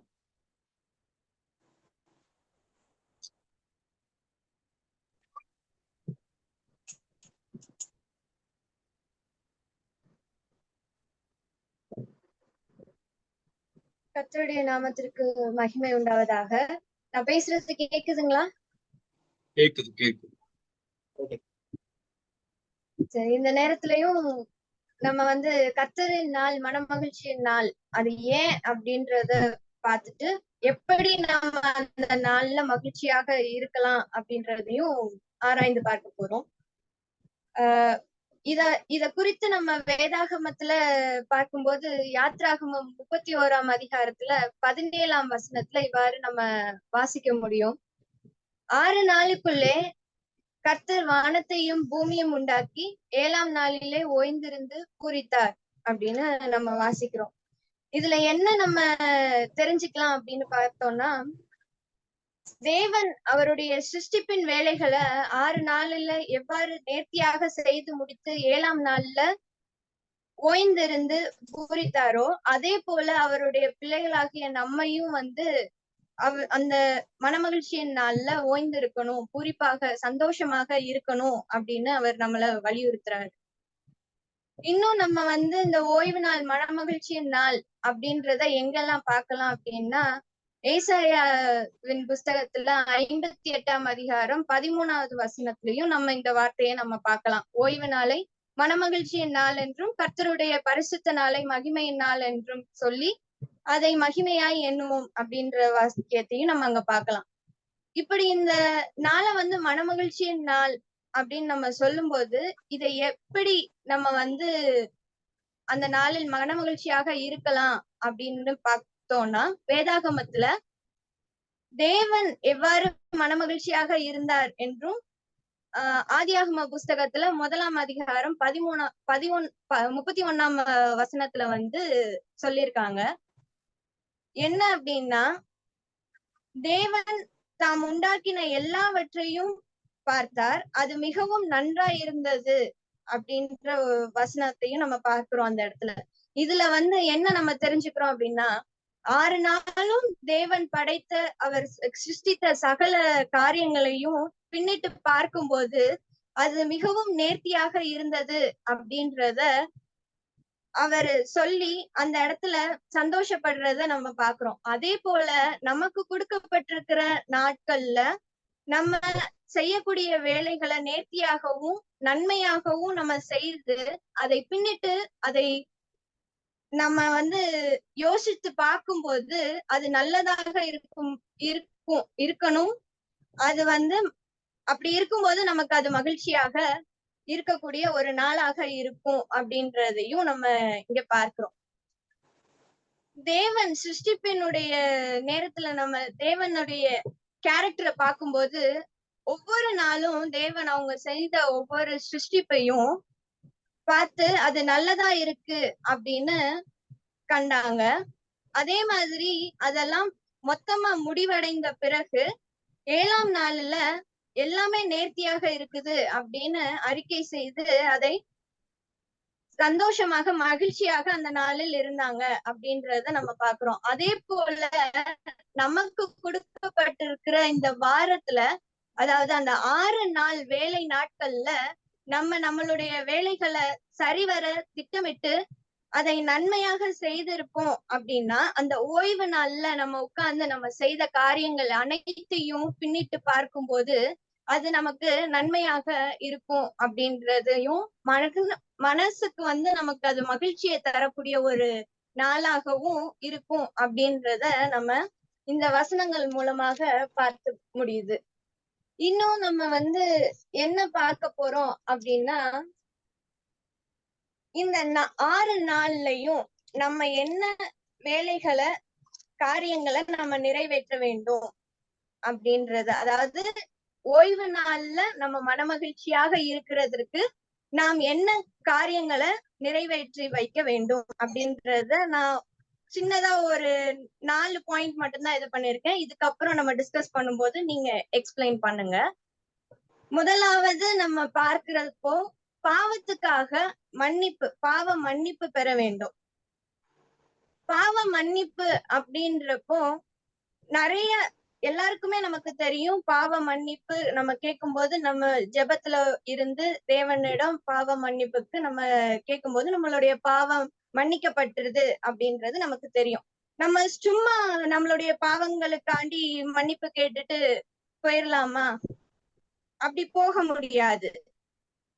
இதுக்கு நம்ம எந்த வசனத்தை உதாரணமா எடுத்துக்கலாம் அப்படின்னா, சங்கீதம் 51:17 வசனம். இதுல என்ன சொல்லிருக்காங்க அப்படின்னா, தேவனுக்கு கேட்கும் பலிகள் நொறுங்குண்ட ஆவிதான். தேவனே, நொறுங்குண்டதும் நறுங்குண்டதுமான இருதயத்தை நீர் புறக்கணியீர். இதுல வந்து நம்ம என்ன தெரிஞ்சுக்கிறோம் அப்படின்னா, தேவனுக்கு ஏற்ற ஒரு காரியம் என்ன அப்படின்னா நொறுங்குண்ட ஆவி. அதாவது நம்ம வந்து நம்மள நாமே தாழ்த்தி வருந்தி மனம் கசந்து நம்ம செய்த பாவங்களுக்கு மன்னிப்பு கேட்கும் போது அதை தேவன் வந்து புறக்கணிக்க மாட்டார் அப்படின்றத நம்ம இங்க தெரிஞ்சுக்கலாம். இரண்டாவதாக, பாவத்தை மேற்கொள்ள தேவன் செய்யும் உதவி. தேவன் என்ன உதவி செய்யறாங்க, நம்ம பாவத்தை நம்ம மேற்கொள்றதுக்கு என்ன உதவி செய்யறாங்க அப்படின்றத பார்க்கும்போது, ஏசாயாவின் புஸ்தகத்துல 30வது அதிகாரம் 21வது வசனத்துல இவ்வாறாக நம்ம வாசிக்கிறோம். அதாவது, நீங்கள் வலதுபுறமாயும் சாயும் போது இடதுபுறமாய் சாயும் போதும் வழி இதுவே, இதிலே நடவுங்கள் என்று உங்களுக்கு பின்னாலே சொல்லும் வார்த்தையை உங்கள் காதுகள் கேட்கும். அப்ப நமக்கு பின்னாடி ஒரு சத்தம் வந்து கேட்கப்படும். அந்த சத்தத்துக்கு நம்ம செவி கொடுக்கும் போது நம்மளுடைய பாவங்களை நம்ம ஈஸியா மேற்கொள்ள முடியும். அந்த சத்தம் யாருடைய சத்தம் என்று பார்த்தோம்னா ஆவியானவருடைய சத்தம் அப்படின்றது நம்ம எல்லாருக்கும் தெரிய வரும். இந்த நேரத்துல, அதாவது நம்ம வந்து இந்த பாவத்தை மேற்கொண்டு வந்து கொண்டிருக்கிறோம் அப்படின்றப்போ, இந்த பாவத்தின் இருந்து மேற்கொள்ளக்கூடிய அந்த அனுபவத்துல நம்ம அதை யோசித்து பார்த்து தேவன் செய்த உதவிகளை எண்ணி பார்த்தும் அதற்கு வந்து சோத்திரம் செலுத்தக்கூடிய பிள்ளைகளாகவும் காணப்பட வேண்டும். மூன்றாவதாக, சக மனிதருடன் அன்பு பாராட்டுவது. எப்படி நம்ம சக மனிதரோட அன்பு பாராட்ட முடியும்? ஒருத்தவங்க நம்ம கிட்ட வந்து எப்பயுமே சண்டை போடுற மாதிரி பேசுறாங்க, அப்ப அவங்க கிட்ட போய் நம்ம அன்பு காட்ட முடியுமா? முடியாது. ஆனாலும் அந்த சூழ்நிலையிலையும் நம்மள வந்து அன்பு காட்டும்படியாக தான் தேவன் நமக்கு கட்டளையிட்டு இருக்கிறார். அத வந்து நம்ம யோவான் 13ஆம் அதிகாரம் 34ஆம் வசனத்துல பார்க்கலாம். நான் உங்களில் அன்பாய் இருந்தது போல நீங்களும் ஒருவரில் ஒருவர் அன்பாயிருங்கள் அப்படின்னு அந்த இடத்துல நம்ம வாசிக்கிறோம். தேவனை நம்ம எவ்வளவு அலட்சியப்படுத்தினாலும் அவர் நம்ம கிட்ட எவ்வளவு அன்பா நம்மளோட உறவாடி, இது என்னுடைய மகள், எனக்குரியவள் அப்படின்னு சொல்லி அவர் நமக்காண்டி நம்ம கிட்ட அன்பை காட்டுறாங்களோ, அதே போல நாமும் நம்மளுடைய சக மனிதர்களுடன் அன்பு காட்டக்கூடிய பிள்ளைகளாக இருக்க வேண்டும். இன்னும் நம்ம பார்த்தோம்னா 1 யோவான் 4ஆம் அதிகாரம் 20வது வசனத்துல யோவான் வந்து ஒரு கேள்வி எழுப்புறாரு. தான் கண்ட சகோதரனிடத்தில் அன்பு கூறாமல் இருக்கிறவன் தான் காணாத தேவனிடத்தில் எப்படி அன்பு கூறுவான் அப்படின்னு சொல்லி கேக்குறாங்க. அதாவது, நம்ம பக்கத்துல இருக்கிறவங்க கிட்டயே நம்மளால அன்பு காட்ட முடியல, நம்ம குடும்பத்துல இருக்கிறவங்கள்ட்ட நம்மளால அன்பு காட்ட முடியல அப்படின்னா எப்படி நம்ம பார்க்காத தேவனை வந்து நம்ம அன்பு காட்ட முடியும் அப்படின்னு சொல்லி அவங்க அந்த இடத்துல கேக்குறாங்க. இது மூலமா நம்ம என்ன தெரிஞ்சுக்கிறோம் அப்படின்னா, நம்ம கிட்ட பகையா இருக்கிறவங்க கிட்டயும் நம்ம கிட்ட விரோதம் காட்டுறவங்க கிட்டயும் நம்ம வந்து அன்பை பகிர்ந்து கொள்ளக்கூடிய பிள்ளைகளாக இருக்க வேண்டும். முக்கியமான ஒரு காரியம் என்ன அப்படின்னா, நமக்கு வந்து சத்தியத்தின் மூலமாக பகை உண்டாகக்கூடிய ஒரு சூழ்நிலைகள்லாம் இருக்கும். அந்த சூழ்நிலைகள்ல நம்ம வந்து மனம் திறந்து போகிற பிள்ளைகளாக இருக்கக்கூடாது. அதை நம்ம முக்கியமாக மனதில் வைத்துக் கொள்ள வேண்டும். நான்காவதாக, அன்றாட வேலைகளை நாம் செய்யும் போது தேவன் நமக்கு வந்து பலன் தருகிறார் அப்படின்ற ஒரு இத வந்து எங்க நம்ம பார்க்கலாம் அப்படின்னா, உபாகமம் 8ஆம் அதிகாரம் 18ஆம் வசனத்துல இத நம்ம பார்க்கிறோம். என்ன சொல்லிருக்கு அப்படின்னா, உன் தேவனாகிய கர்த்தரை நினைப்பாயாக, அவரே உன் பிதாக்களுக்கு ஆணையிட்டு கொடுத்த தம்முடைய உடன்படிக்கையை உறுதிப்படுத்தும்படி இந்நாளில் உனக்கு உண்டாயிருக்கிறது போல ஐஸ்வர்யத்தை சம்பாதிக்கிறதற்கான பலனை உனக்கு கொடுக்கிறார் அப்படின்னு அந்த இடத்துல சொல்லியிருக்காங்க. இப்ப இந்த ஐஸ்வர்யத்தை சம்பாதிக்கிறதுக்கான பலனை நமக்கு கொடுக்கிற தேவனை அந்த காரியத்தை வந்து நம்ம மனதில் வைத்து கொண்டு, எனக்கு என்னெல்லாம் அவர் செய்திருக்கிறாரு, இப்படி ஒரு சூழ்நிலை இருந்தது, இந்த இடத்துல அவர் தானே எனக்கு ஹெல்ப் பண்ணாரு, அப்படின்ற ஒரு இதை நம்ம எண்ணி அதை சோஸ்திரம் செலுத்துற பிள்ளைகளாகவும் நம்ம காணப்பட வேண்டும். இன்னொரு விஷயம் என்ன இதுல பார்க்கலாம் அப்படின்னா, நம்ம தேவனுடைய பலத்தை கொண்டு பிரயாசப்பட்டு ஒரு சில வேலைகளை வந்து நம்ம நிறைவேற்றணும் அப்படின்னு ஆசைப்படும் போது அது நிறைவேறாமல் போகும்போது, இல்ல தேவனுக்கு வந்து அந்த தேவன் மூலமாக அந்த காரியம் வாய்க்கப்படாமல் போகும்போதோ அதை குறித்து வந்து நம்ம மன வருத்தப்பட்டு இருக்கக்கூடாது. அது என்ன பண்ணணும் அப்படின்னா, யோபு நம்ம உதாரணமா இந்த இடத்துல எடுத்துக்கலாம். ஏன்னா அவர் வந்து தேவனிடமிருந்து எனக்கு வந்தது அவருக்கே அது அப்படின்ற அந்த வசனத்தை நான் சொல்றாங்க. சோ நம்மளும் அதே போல நம்மளுடைய வாழ்க்கையில இருக்கணும். அது நடந்தாலும் சரி நடக்காவிட்டாலும் சரி, நான் தேவனை பின்பற்ற பிள்ளையாக தான் இருப்பேன், அவரை விட்டு விலகி போக மாட்டேன் அப்படின்ற ஒரு நம்பிக்கையோட வைராக்கியத்தோட நம்ம இருக்கும்போது இந்த மனமகிழ்ச்சியின் நாள், ஓய்வு நாள், அது வந்து நமக்கு ஆசீர்வாதமாகவும் மகிழ்ச்சியாகவும் இருக்கும். நான் படிச்ச இந்த 4 காரியத்தையும் தான் நான் வந்து ஓய்வு நாள்ல நினைவு கூறும்போது அது நமக்கு அந்த நாள்ல வந்து சந்தோஷத்தையும் மகிழ்ச்சியும் தரும் அப்படின்னு நான் நினைக்கிறேன். இன்னும் இத வந்து தீர்க்கதரிசியின் ஆவியின் மூலமாக அவங்களுடைய எழுத்துக்களின் மூலமாக நம்ம பார்க்கும்போது சைல்ட் கைடன்ஸ் பேஜ் 527 பேராகிராஃப் 3 இதுல வந்துட்டு என்ன சொல்லிருக்காங்க அப்படின்னா, வாரம் முழுவதும் கர்த்தருடைய பரிசுத்த நாளை பார்வையில் வைத்திருங்கள், ஏனெனில் அந்த நாள் தேவனுடைய சேவைக்காக அர்ப்பணிக்கப்பட வேண்டும்.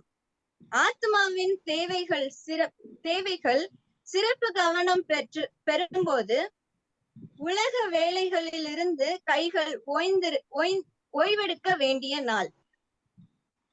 இதுல என்ன சொல்றாங்க அப்படின்னா, அந்த நம்மளுடைய சாபத் ஓய்வு நாள்ல நம்ம மனமகிழ்ச்சியான நாளாக அதை மாற்ற வேண்டும் அப்படின்னா 6 நாளும் நம்ம வந்து ஓய்வு நாளை எதிர்நோக்கி இருந்து மனமகிழ்ச்சியாக அன்றாட வேலைகளை செய்து வர வேண்டும் அப்படின்னு அவங்க குறிப்பிடுறாங்க.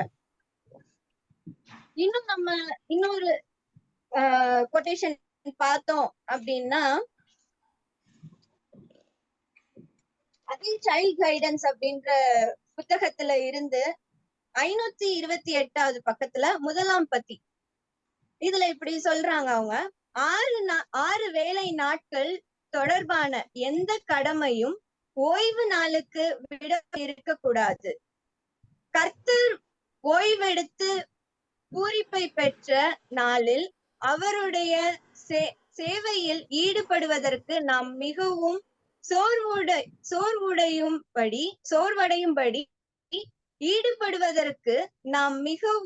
சோர்வடையும்படி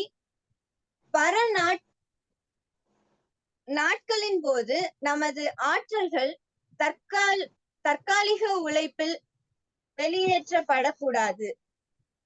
இதுல நம்ம என்ன புரிஞ்சுக்கிறோம் அப்படின்னா, நாமே வருத்தி அந்த அன்றாட நாட்கள்ல செய்யக்கூடிய வேலைகளை ஓய்வு நாளில் சோர்வுற்று போகிறதுக்கு காரணமாக அது காணப்படக்கூடாது அப்படின்றத அவங்க அங்க மேற்கோள் காட்டியிருக்காங்க. இன்னும் நம்முடைய தேவைகளுக்காக அன்றாட வேலையில பிரயாசப்பட்டிருக்கும் போது ஓய்வு நாட்கள்ல அந்த பிரயாசங்கள் நம்மளை வந்து மன மகிழ்ச்சி இல்லாம நம்மள சோர்வடைய செய்யக்கூடிய ஒரு நிகழ்வாக அது இருக்கக்கூடாது அப்படின்றத அவங்க சொல்லியிருக்காங்க. இதெல்லாம் நம்ம வந்து தவிர்த்து நம்மளுடைய வாழ்க்கையில நமக்கு தேவையானதை மட்டும் நம்ம செய்து அதற்கு நம்ம பிரயாசப்படும் போது ஓய்வு நாள் வந்து நமக்கு மனமகிழ்ச்சியாக இருக்கும் அப்படின்றத அவங்க சொல்லியிருக்காங்க.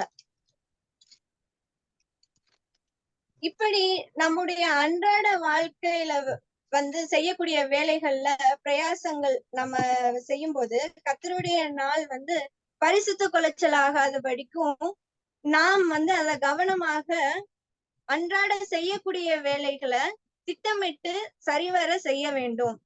இத வந்து நாம எங்க பார்க்கலாம் அப்படின்னா, மத்தேயு 6ஆம் அதிகாரம் 33வது வசனத்துல நம்ம பார்க்கலாம். முதலாவது தேவனுடைய ராஜ்யத்தையும் அவருடைய நீதியையும் தேடுங்கள், அப்பொழுது இவைகள் எல்லாம் உங்களுக்கு கூட கொடுக்கப்படும் அப்படின்னு அங்க சொல்லியிருக்காங்க. அதாவது நம்ம எப்போ முதலாவது நம்ம தேவனுடைய ராஜ்யத்தையும் அவருடைய நீதியையும் தேடும் போது, அவருடைய சத்தியத்தையும் அவர் சொன்ன வார்த்தைகளை நம்ம பின்பற்றும் போதும், உலகத்தில் நமக்கு தேவையான அனைத்து, அதாவது ஆவிக்குரிய வாழ்க்கையின் தேவையின்படி நமக்கு உலக பிரகாரமான காரியங்கள்ல அனைத்து தேவைகளும் நமக்கு கூட கொடுக்கப்படும் அப்படின்றத நம்ம இங்க பார்க்கலாம். கடைசியாக ஒரே ஒரு கொட்டேஷன் நான் வாசிக்க விரும்புறேன். அதாவது Testimonies for the Church Volume 6 page number 349 paragraph 1. இதுல என்ன சொல்லிருக்காங்க அப்படின்னா, ஓய்வு நாள மனமகிழ்ச்சியின் நாள் அப்படின்றத அந்த இடத்துல குறிப்பிட்டிருக்காங்க. ஓய்வு நாளை ஆசரிப்பதில் மிகுந்த ஆசீர்வாதங்கள் நிறைந்துள்ளன. ஓய்வு நாள் நமக்கு மகிழ்ச்சியின் நாளாக இருக்க வேண்டும் என்று தேவன் விரும்புகிறார். ஓய்வு நாள் நிறுவப்பட்டதில் மகிழ்ச்சி இருந்தது. தேவன் தம்முடைய கரத்தின் கிரியையை திருப்தியோடு பார்த்தார். அவர் உண்டாக்கின எல்லாவற்றையும் மிகவும் நன்றாயிருந்தது என்று அறிவித்தார். இது ஆதியாகமம் 1ஆம் அதிகாரம் 31ஆம் வசனம். வானமும் பூமியும் மகிழ்ச்சியால் நிறைந்திருந்தன. விடிவெள்ளி நட்சத்திரங்கள் ஏகமாய் பாடி தேவபுத்திரர் எல்லோரும் கெம்பீரித்தார்களே. யோபு 38:7. ஆகவே நாமளும் நம்ம தேவனை போல நம்முடைய வேலைகளை சரிவர நேர்த்தியாகவும் நன்மையாகவும் செய்து கர்த்தருடைய நாளுக்காகவும் நம்ம காத்திருந்து அந்த நாளில் மனமகிழ்ச்சியாக இருக்க வேண்டும் அப்படின்றத சொல்லி நான் முடிச்சுக்கிறேன். ஆமென்.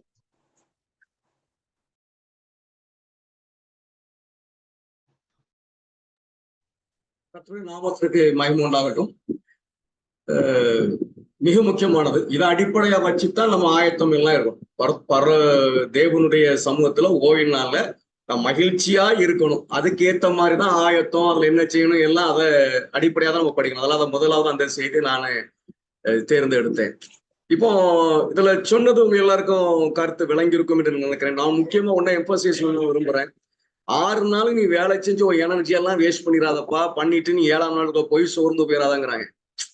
6 நாளும் வேலை செய்யணும். அந்த வேலை செய்யும் பொழுது என்னுடைய ஆற்றல் எல்லாவற்றையும் நான் இழந்துடக்கூடாது. என் பலத்தை எல்லாம் இழந்துட்டு 7ஆம் நாள்ல போய் ஐயோ அப்படின்னு படுத்துடக்கூடாது. அதை என்ன செய்யறாங்க அப்படின்னு சொன்னா அது ஒரு நியதியினோட இருக்கணும். உழைக்கணும் சம்பாத்தியம் அப்படி இப்படின்னு ஓடணும். நம்ம தேவைகளுக்காக சம்பாதிக்க வேண்டும். ஆனா எல்லா எனர்ஜியும் அதுல இழந்துட்டு ஓய்வு நாளுக்குள்ள போய் நம்ம உட்கார்ந்தோம் அப்படின்னு சொன்னா அது மன மகிழ்ச்சியா இருக்காது. தூங்குற நாளா தான் இருக்கும். ரெஸ்ட் டேயா தான் மாறிட்டு. சரி, இதுல வேற யாராவது கருத்துக்களை சேர்க்க வேண்டும்.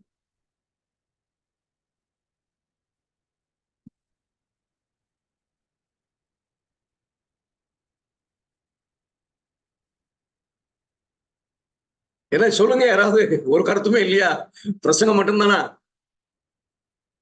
இல்ல கேள்வி?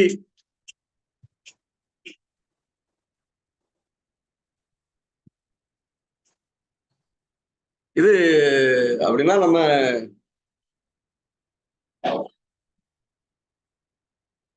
ரெக்கார்டிங் எல்லாம் ஆஃப் பண்ணோட நிறைய பேசுவீங்க இல்லையா? நான் பார்த்தேன் ஒரு நாள் பிறந்து. அதுக்கு பிறகு கன்க்ளூஷன் ஆராய்ச்சி எல்லாம் அப்பதான் வெளியே வருது. இப்ப வெளியே வரணும். சரவணன் என்ன நினைக்கிறீங்க? தேவனுடைய ஓய்வினால் மனமகிழ்ச்சியாக இருக்கணும். என்ன செய்யணும்னு நினைக்கிறீங்க?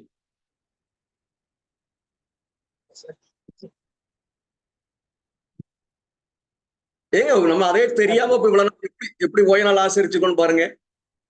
சும்மா கோயிலுக்கு போறதுதான். அதான் நம்ம கோயிலுக்கு போயிட்டு அதுல ஒரு அவ்வளவுதான். அதான் ஓய்வு நாள். நமக்கு ஆலயத்துக்கு போயிட்டு வந்துட்டா ஓய்வு நாள். இந்த ஓய்வு நாள் சந்தோஷமாக இருந்திருக்கிறதா? அப்படி ஒரு உணர்வு நம்ம இடத்துல வந்திருக்கிறதா? நிறைய லிஸ்ட் கொடுத்தாங்க. பாவங்களை ஆண்டவர் மன்னித்திருக்கிறார், அதை நினைவு கூறும் பொழுது அங்க ஒரு பெரிய சந்தோஷம் உண்டாகும். பாவத்தை மேற்கொள்வதற்கு ஆண்டவர் பலத்தை கொடுத்திருக்கிறார், அந்த பலத்தை எல்லாம் பார்க்கும் பொழுது அவருடைய சோஸ்தரிக்கும் பொழுது ஒரு சந்தோஷம் உண்டாகும். எனக்கு அன்றாடம் சம்பாத்தியம் பண்ணுவதற்கு ஆண்டவர் சக்தியை கொடுத்திருக்கிறாரு. ஓடி இருப்போம், அங்கே தடை இருந்திருக்கும், அதை நிவர்த்தி பண்ணியிருப்பார். அதெல்லாம் ஓய்வினால நினைவு கூர்ந்து ஆர்ப்பரிக்க வேண்டும், சந்தோஷப்பட வேண்டும். அப்படி இருந்தா ஓய்வினார். இன்னும் நீங்க லேவியார புத்தகத்துல போய் பாத்தீங்கன்னு சொன்னா, வருடாந்திர பண்டிகை நாட்களே ஆண்டவர் பட்டியலிடும் பொழுது இந்த ஓய்வினால வாராந்திர ஓய்வினாலையும் பட்டியலிட்டு இருப்பாரு. பண்டிகை மாதிரி கொண்டாடணும். சரியா? சரி, நீங்க வேற யாரும் நான் சொல்லிட்டே இருப்பேன். ஏதாவது கலந்து கொள்ள விரும்புகிறீங்களா? சரி, அப்படி இல்லைன்னா நம்ம அடுத்தவங்க பேசுறதுக்கு போறோம்.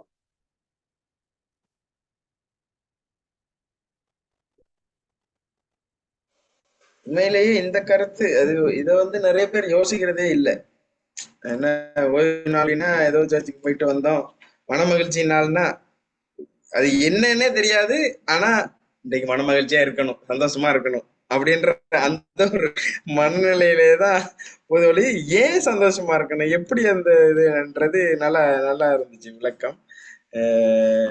ஒவ்வொருவரும் செய்ய தவறப்பட்ட ஒரு காரியம். இந்த அடிப்படையில தான் உங்க ஆயத்தம் இருக்கணும், உங்க உணவு ஆயத்தம் இருக்கணும். ஓய்நாள் என்ன பேசணும் பேசக்கூடாது, எல்லாம் பரலோகராஜ்யத்துக்கு ஏதுவான சந்தோஷத்தை உண்டாக்குறதாக இருக்க வேண்டும். அதனாலதான் நான் முதல்ல அதை எடுத்திருக்கிறேன். ஐயோ இதான் சாப்பாடு அப்படின்னு பிள்ளைங்க நினைக்கிற மாதிரி சமைக்க கூடாது. ஓய்நாள்ல எல்லாம் ஒரு இடத்துல சரி நான் வேண்டாம், அது டாபிக் இருக்கு, அதான் நான் பேசிக்கிட்டே இருப்பேன். நம்ம என்ன ஆயத்தம் செய்தாலும் ஓய்வு நாளிலே மனமகிழ்ச்சி உண்டாகிறதுக்கு ஏதுவான ஆயத்தமாக இருக்க வேண்டும். சரிங்களா? நம்ம எப்படிலாம் அந்த மனமகிழ்ச்சியா இருக்கலாம் அப்படின்னு சொன்னா, பாவம் நாம எம்பசிஸ் பண்றது அது இல்ல, இந்த பாவ மீட்பு இருக்கு பாத்தீங்களா, அதை உணரணும். ஒரு நாளும் ஆண்டவரே நாங்கள் செய்த பாவங்கள் எல்லாம் மன்னியும் தனி ஜெபத்துல பண்ணாதீங்க. அது உங்களுக்கு சந்தோஷத்தை கொண்டு வரவும் வராது, உங்க பாவம் மன்னிக்கப்பட முடியாது. அப்படி பர்டிகுலர் சீன், இந்த இடத்துல இந்த பாவத்தை நான் செய்தேன் ஆண்டவரே, இந்த இடத்துல இந்த வார்த்தை தவறாக உபயோகப்படுத்தின ஆண்டவரே, என்ன மன்னியும்னு கேட்டீங்கன்னு சொன்னா அந்த சந்தோஷம் வரும். அதை மன்னிச்சாரு, மறுபடியும் அதை காப்பாற்றுவாரு. அதெல்லாம் எடுத்து ஓய்வு நாள்ல நினைவு கூர்ந்து தேவனுடைய சமூகத்தில் ஆண்டவரே எனக்கு நன்றி சோஸ்திரம் அப்படின்னு சொல்ற அனுபவம் தாங்க ஓய்வு நாள் ஆசரிப்பு. சரியா?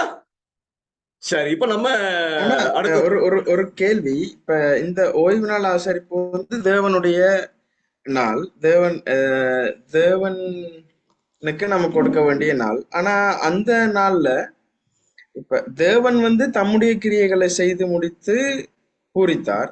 ஆனா அன்ற நாள்ல நாம உட்கார்ந்து நம்மளுடைய காரியங்களை குறித்து யோசிச்சு, நாம செஞ்ச காரியங்களை குறித்து யோசிக்கிறது பரவாயில்லையா? அது தேவனோடு நீங்க ஓடுங்க, 6 நாளும் தேவனோடு ஓடுனாலும் நீங்கள் தேவனை குறித்து தான் சிந்திக்க போறீங்க. 6 நாள் நீங்க சுயம். நீங்க ஒரு காரியத்தை செய்யும் போதெல்லாம் ஜெபம் பண்ணி நெகேமியா மாதிரி ஆண்டவரே இதை வாய்க்க செய்யும் அவர் ஜெபம் பண்ணி உங்க காரியத்தெல்லாம் செய்தீங்கன்னா ஆண்டவர் எங்கெங்க வாய்க்க செய்தார், என்னென்ன செய்தார் அப்படின்னு சொல்லி அவருடைய சமூகத்துல நினைவு கூற ஆர்ப்பரி, அதைத்தானே தேவன் செஞ்சாரு. என்ன எப்படி தேவன் வழி நடத்தினார் என்றதை யோசித்து தேவனுக்கு மகிமைப்படுத்தி தேவனை நன்றி சொல்லி அந்த இடத்துல தேவன் என்னை எப்படி எல்லாம் வழி நடத்தினார் அப்படின்னு சொல்லி சந்தோஷப்பட்டு 6 நாளும் ஓய்வு நாளை எதிர்நோக்கி இருக்கும்னு எழுதுவாங்க.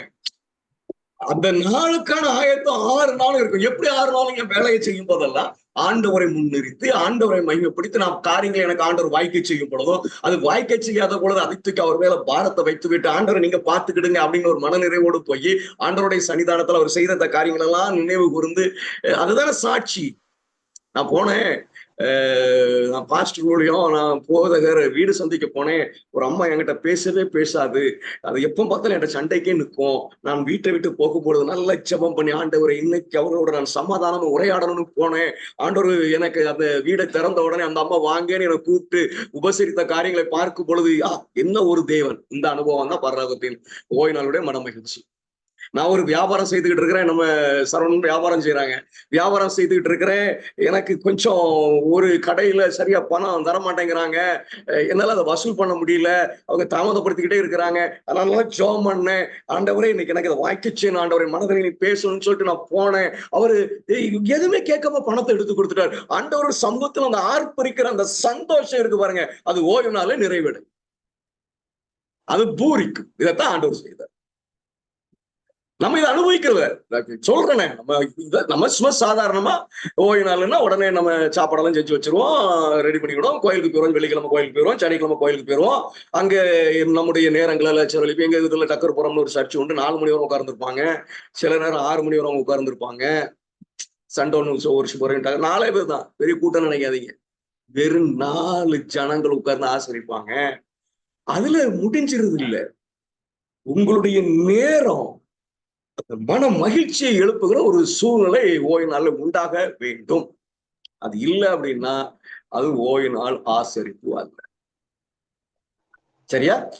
மன மகிழ்ச்சியை உண்டாக்குறதுக்கு ஏதுவான காரியங்களும் படிக்க போறோம். நீங்க என்ன ஆயத்தம் பண்ணி வாங்க, நம்ம டிஸ்கஸ் பண்ணிக்கிட்டோம், நம்ம படிச்சுக்கலாம். எப்படி அதை மன மகிழ்ச்சியாக மாற்ற முடியும், அது எப்படி எனக்கு பாரம் இல்லாமல் மாறும். இப்ப பாரம் வருமா? ஓய்வு நாள யோசித்து பாருங்களேன். இப்படிலாம் நம்ம வாழ்ந்து இது 6 நாளா நம்ம வாழ்ற வாழ்க்கை நமக்கு பாரமாகுமா? இல்ல. ஓய்வு நாளை கை கொள்கிறவர்கள் தேவனுடைய ராஜ்யத்துக்கு போவார்கள். இப்படி கை கொள்கிறவர்கள் ஓய்வு நாள் மட்டும்தான் சோதனை. இந்த பூமியில தேவனுடைய பிள்ளைகளுக்கு ஓய்வு நாள் மட்டும்தான் சோதனை. அத தேவனுடைய சமூகத்துல சரியான ஓய்வு நாள் எல்லா பிரமாணத்தையும் இவ்வளவு கொண்டு வந்தோம். சரி, அது பிறகு படிக்கலாம். சரி, இப்ப நம்ம வேற எதுவும் இருக்குங்களா சொல்றதுக்கு? புரியல, விளங்கல, நம்ம கண்டிப்பா we are here to study. நாங்க டைம் எல்லாம் பாக்குறது இன்னைக்கு படிச்சு முடிக்கிறத அப்படியே முடிச்சுட்டு நாளைக்கு போயிடும், அவ்வளவுதான்.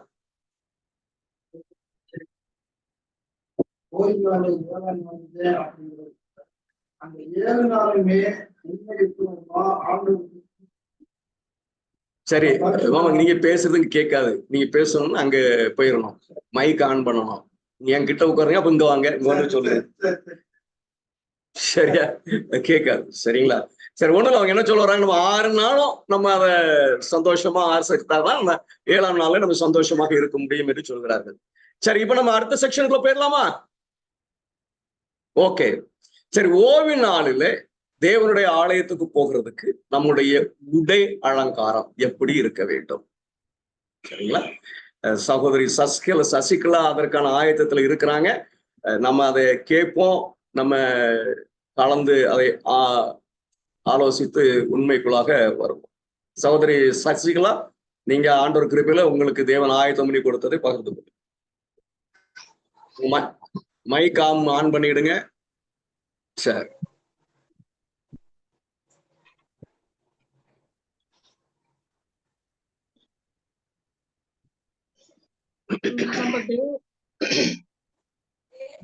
ஓய்வு நாளுக்கு நம்ம ஆலயத்துக்கு போகும்போது ட்ரெஸ் கோடு ரொம்ப முக்கியமா அப்படின்னு நம்ம பார்க்க போறோம். ஃபர்ஸ்ட் என்னன்னா எப்படி இருக்க கூடாது, எப்படி இருக்கணும், இப்படி 2 விதமா பார்க்க போறோம். சரி, ஆண்டவர் ஆலயத்துக்கு இப்படிதான் வரணும் அப்படிங்கிற ட்ரெஸ் கோட் கொடுத்திருக்கிறாரு. ஆமா, கொடுத்திருக்கிறாரு. வாசிக்கிற பாருங்க. நம்ம ஆசரிப்பு கூடாரத்தில் ஆராதனையின் போது தமக்கு முன்பாக ஊழியர் செய்கிறவர்களின் ஆடையையும் அதன் வெவ்வேறு அமைப்பையும் ஆண்டவர் திட்டம் செய்திருந்தார். அவரை சேவிக்கிறவர்கள் தாங்கள் ஆடை அணிந்து கொள்ளும் விதத்தினாலும் அவரை பிரியப்படுத்த வேண்டும் என்று நாம் இதனால் கற்பிக்கப்படுகிறோம். ஆரோனுடைய ஆடையை தயாரிக்க வேண்டிய விதம் பற்றி திட்டவட்டமாக யாவும் கூறப்பட்டது. ஏனெனில் அவனுடைய ஆடை அர்த்தமுடையது. யாவிலும் நாம் அவருடைய பிரதிநிதிகளாக விளங்க வேண்டும். நம்முடைய தோற்றம் எல்லா விதத்திலும் சுத்தமும் மரியாதையும் கற்பும் உடையதாக விளங்க வேண்டும் அப்படின்னு சொல்லிட்டு ஆண்டவர் ஒரு திட்டம் கொடுத்திருந்தார். இப்படிதான் நீங்க என்னை தொழுது கொள்ளணும், இப்படிதான் நீங்க வரணும் அப்படின்னு சொல்லி கொடுத்திருந்தார். சரி, நமக்கு கொடுத்திருக்கிறாங்களா அப்படின்னா ஆமா, கொடுத்திருக்கிறாங்க. ஃபர்ஸ்ட் நம்ம எப்படி வரக்கூடாது அப்படிங்கறத நான் சொல்லிடுறேன். முதலாவது எப்படின்னா நம்ம உலகம் நம்மளை பாக்குது. ஏன்னா கிறிஸ்தவன் அப்படின்னு அவருடைய நாமத்துக்கு கிடைச்சிருக்கிற பிள்ளைங்களை நம்முடைய வார்த்தைய பார்ப்பாங்க, நம்முடைய செய்கைகளை பார்ப்பாங்க, அதே நேரத்துல நம்ம உடுத்திருக்கிற உடையும் பார்ப்பாங்களாம். ஆண்டவர் சொல்றாரு, நாம் செய்யும் யாவிலும் நம்ம தேவனை கனம் பண்ணுவது போலவே ஆடையினாலும் அவரை கனம் பண்ணுவது நம்ம சிலாக்கியம். சரிங்களா? ஏன்னா உலகம் நம்மளை எப்படி கவனிக்குதுன்னா, ஒருத்தனுடைய ட்ரெஸ் கோடு பார்க்கும் போதே இவங்க இன்னார், இவங்களுடைய குணம் இப்படிதான் இருக்கும் அப்படிங்கறத கணிப்பாங்களாம். ஒரு உதாரணத்துக்கு நான் என்ன சொல்ல வரேன்னா, இப்ப நம்ம ஆலயத்துக்கு போறோம்னு வச்சுக்கோங்களேன். இந்த தவறு நம்ம எல்லா லேடிஸுமே பண்ணியிருப்போம். அதை வாசிக்கும் போது பாத்தீங்கன்னா இந்த தவறுல சிக்காதவங்க லேடிஸ் இருப்பாங்களான்னா அதிசயம்தான். எப்படின்னா நம்ம ஒரு வீட்டுல போய் பார்த்தோம்னு சொன்னா ஆண்களை விட பெண்களுக்கு தான் ட்ரெஸ் நிறைய வாங்கி வச்சிருப்பாங்க. ஆமா தானே? நிறைய லேடிஸ் தான் ட்ரெஸ் வாங்கி வச்சிருப்பாங்க. ஏன்னா பெண்களுக்கு அந்த ஆடை மீது ஒரு பெரிய மோகம் இருக்கும். நம்ம என்ன பண்ணக்கூடாதான், நம்ம அந்த அன்னைக்கு ஆலயத்துக்கு போறதுக்கு இதை போடலாமா, அதை போடலாமா, இந்த ட்ரெஸ் இந்த வாரம், அடுத்த வாரம் அந்த ட்ரெஸ் அப்படின்னு ஆடை அணிவதிலேயே நம்முடைய கவனம் வந்து இருக்கக்கூடாதாம். அந்த மாதிரி ஒரு நிலைமை நமக்கு வரக்கூடாது. இன்னொன்னு என்னன்னா, இப்ப பாத்தீங்கன்னா ஒரு ஃபேஷன் ஆயிப்போச்சு. அதாவது எப்படின்னா, உலகத்துல எப்பவுமே ஒரு மாடல் ட்ரெஸ் வந்துகிட்டே இருக்கும். ஸ்லீவ்லெஸ் இருக்கும், சில இந்த இடத்துல ஒரு இதுவா இருக்கும். ஜீன்ஸ் பேண்ட்ல எல்லாம் பாத்தீங்கன்னா ஒரு மாதிரி கிழிஞ்ச மாதிரி எல்லாம் இருக்கும். இது நம்ம வந்து அணியக்கூடாது. ஆனா நம்முடைய பிள்ளைகளும் அதை போடுறாங்க. அந்த மாதிரி போடவே கூடாது. இன்னொன்னு பாத்தீங்கன்னா, ஆண்கள் அணிய வேண்டிய அந்த பேண்ட்டும் டிஷர்ட்டும் கூட வந்து இப்ப மாடர்ன் ஆகி போச்சு. லேடிஸும் பெண்களும் போட்டுக்கிறாங்க. அது நிச்சயமா தேவனுக்கு கனத்தை கொண்டு வரவே வராது. ஆண்களுக்கு உண்டான உடைய ஆண்கள் தான் தரிக்கணும், பெண்களுக்கு உண்டான உடை பெண்கள் தான் போடணும். அது மாடர்ன் ஒரு இதுல வந்து நம்ம அந்த மாதிரி அணியவே கூடாது. அது தேவனுடைய நாமத்தை வந்து நம்ம கனவீனம் பண்ற மாதிரி, அவரோட சிருஷ்டிப்பு வந்து நம்ம வந்துட்டு அது அது கனவீனப்படுத்துற மாதிரி இருக்கும் அப்படின்னு இருக்கு. இன்னொன்னு ஆலயத்துக்கு வரும்போது வந்து ஒரு ஒழுக்கமுறை இருக்கு. அது அப்படின்னா ஆண்கள் பாத்தீங்கன்னா நிறைய பேர் ஜீன்ஸ் பேண்ட் டிஷர்ட் எல்லாம் இப்பவும் சில பேர் போட்டுக்கிட்டு தான் வர்றாங்க. அது தெரியாம போடுறாங்க, தெரிஞ்சு போடுறாங்கன்னு தெரியல. ஆனா அப்படி வரக்கூடாது. பெண்களும் அப்படி வரக்கூடாது. இன்னொரு பெண்கள் எப்படி வரக்கூடாதுன்னா, அம்மையார் ஒண்ணு எழுதி வச்சிருக்காங்க.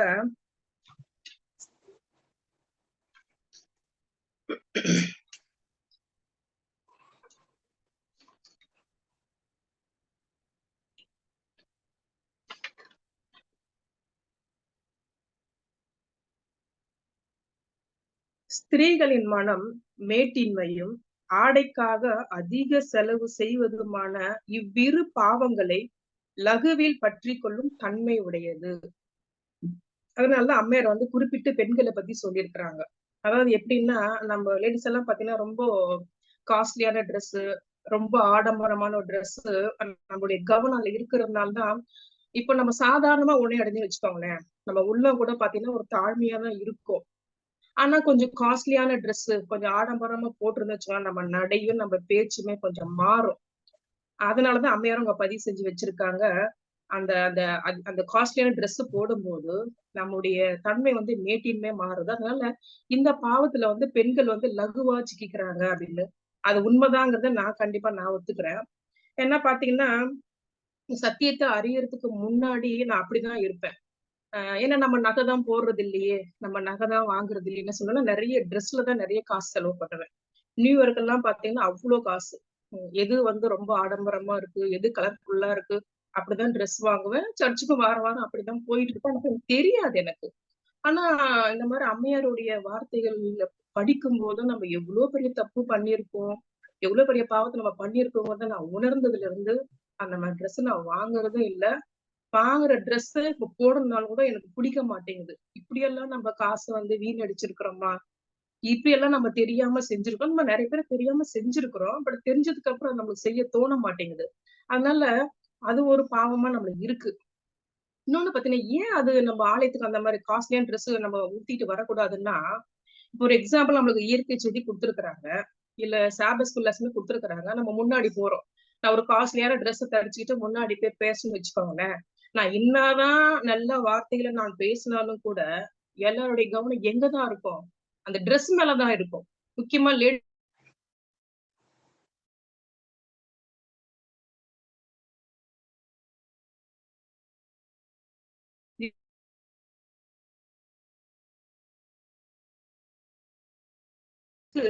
சொல்லாம சொல்லி போயிடுச்சு. சொல்ல வந்த வார்த்தைகளை கவனிக்க முடியாத அளவுக்கு நம்ம ட்ரெஸ் கோடு வந்து அந்த மாதிரி அவங்க அந்த இச்சை அந்த மாதிரி ஒரு இதுக்கு நம்ம அந்த ஒரு பாவத்துக்கு அவங்க தூண்டி விடுறோம். அந்த மாதிரி பண்ணக்கூடாது. அது இன்னும் பாத்தீங்கன்னா, இன்னொன்னு அம்மையார் வந்து ரொம்ப கடிஞ்சு எழுதியிருப்பாங்க. பகட்டான விலை உயர்ந்த ஆடை அதை அணிந்திருப்பவரின் உள்ளத்திலே இச்சைக்கு தூபம் போட்டு அதை பார்க்கிறவர்களின் இருதயத்திலே கீழ்த்தரமான இச்சைகளை தூண்டுகிறது. மேட்டின்மையிலும் பகட்டு ஆடை அணிவதிலும் முன்னரே ஈடுபாடு உண்டாகி பின்னால் குணநலம் கேடு அடைகிறதற்கு ஆண்டவர் அறிவார். இப்ப பாத்தீங்களா, நம்ம நினைக்கிறோம் சர்ச்சுக்கு நல்லா போகணும் அப்படின்னு நினைச்சு நம்ம தெரிஞ்சோ தெரியாமலோ அந்த மாதிரி ஒரு ஆடையை நம்ம அணிஞ்சுக்கிட்டு போறோம். ஆனா அது பல பேருடைய மனசை கெடுக்கிறதா இருக்குது. பெண்கள் மனசும் சரி, ஆண்களின் மனசும் சரி, அந்த மாதிரி ஒரு ட்ரெஸ் கூட நம்ம ஆலயத்துக்கு கண்டிப்பா போட்டுட்டு போக கூடாது அப்படிங்கிற மாதிரி சொல்லியிருக்கிறாங்க. நம்முடைய பணத்தையும் கூட இதுக்கு நம்ம நிறைய செலவு பண்ணக்கூடாதான். நியாயமா பார்த்தோம்னா தேவனுடைய ஊழியத்துக்கு தான் நம்ம செலவு பண்ணணும். ஆனா அப்படி இல்லாம நம்ம நிறைய பணத்தை இந்த மாதிரி ட்ரெஸ்ல வந்து ஆனா அநியாயமா நம்ம செலவு பண்ணது நிச்சயமா நம்மளுக்கு கடவுள் நம்மளுக்கு கண்ணை கேட்பாரு. அறியாத காலத்துல ஓகே, ஆனா தெரிஞ்சதுக்கு அப்புறமும் இந்த மாதிரி ட்ரெஸ்ல நம்ம அதிகமா செலவு பண்ணக்கூடாது. சோ எப்படி வரக்கூடாது ஆலயத்துக்கு? ஆண்கள் போற ட்ரெஸ் மாதிரி பெண்கள் போட்டு அந்த பேண்ட், அந்த ஜீன்ஸ் பேண்ட், டிஷர்ட் எல்லாம் போட்டு வரக்கூடாது. ஆடம்பரமா அணிஞ்சு வரக்கூடாது. இந்த மாதிரி அதுக்கு எப்படிதான் வரணும்? ஆலயத்துக்கு எப்படிதான் வரணும்? அதுக்கு அம்மா ஏதாவது எழுதி வச்சிருக்காங்களா? இருக்கு, நான் வாசிக்கிறேன் பாருங்க. ஓய்வு நாள் ஆராதனைக்கு எவ்விதமாக ஆடை தரிக்க வேண்டும் என்ற போதனை அநேகருக்கு அவசியமாய் இருக்கிறது. வார நாட்களில் உடுத்தும் சாதாரணமான ஆடையுடனே தெய்வ சமூகத்தில் பிரவேசித்தல் ஆகாது. பாத்தீங்களா? நம்ம எல்லாருமே அப்படிதான் இருப்போம் இல்லையா? நான் அப்படிதான் இருந்துட்டு இருக்கேன் இப்ப வரைக்குமே. ஏன்னா நம்ம எல்லா நாளும் போடுறது சொல்றது அன்னைக்கு ஒரு நாள் போட்டுட்டு போறோம். ஆனா இங்க சொல்றாங்க அந்த மாதிரி நீங்க போடுறது கூடாது. தேவனுடைய சமூகத்துல அந்த மாதிரி நீங்க போக கூடாது அப்படின்றாங்க. ஒவ்வொருவரும் ஆராதனையின் போது தேவனுடைய வீட்டில் அணிந்து கொள்வதற்கு தனி ஆடை வைத்திருக்க வேண்டும். அன்னைக்கு சாபத் அன்னைக்கு நம்ம சர்ச்சுக்கு போறோம்னு சொன்னா ஒரு எளிமையான ஒரு ட்ரெஸ், சுத்தமான ஒரு ட்ரெஸ் நம்ம அதுக்குன்னு எடுத்து ப்ரிப்பேர் பண்ணி வச்சிருக்கணுமா. அதை போய் ஓய்வு நாள்ல போய் அயன் பண்றது, ஏதாவது தையில பிரிக்கிறது அந்த மாதிரி நம்ம வச்சுக்க கூடாது. முன்னாடியே ஆயத்த நாளிலே இந்த ட்ரெஸ் நம்ம போட்டுக்க போறோம் அப்படின்ட்டு முன்னாடியே அதை ப்ரிப்பேர் பண்ணி வச்சிருக்கணும்.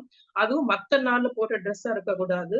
தேவனுடைய ஆலயத்துக்கு போட்டுட்டு போறதுக்கான தனி ட்ரெஸ் நம்ம வச்சிருக்கணுமா.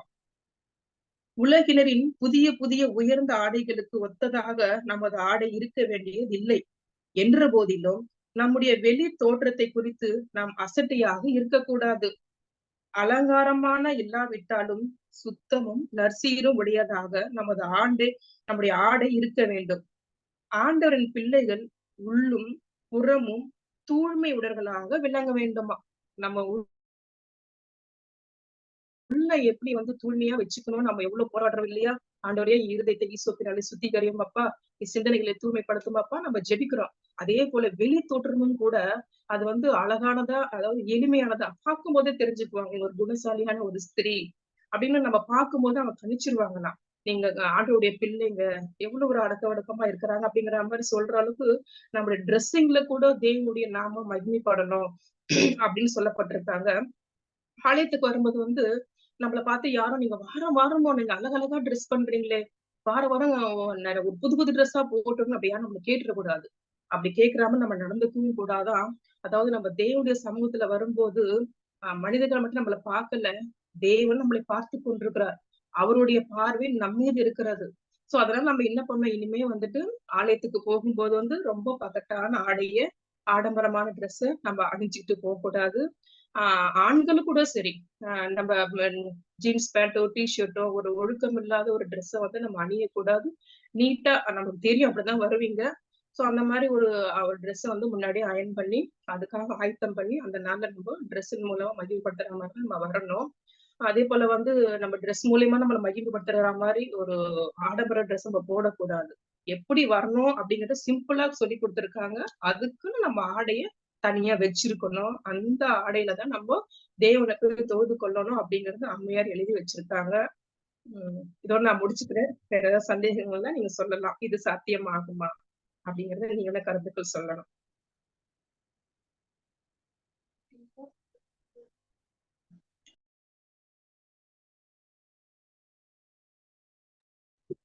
என்ன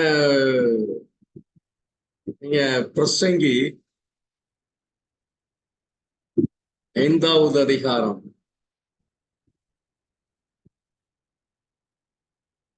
2வது வசனமா வாசிக்க யாராவது? பிரசங்கி 5:2.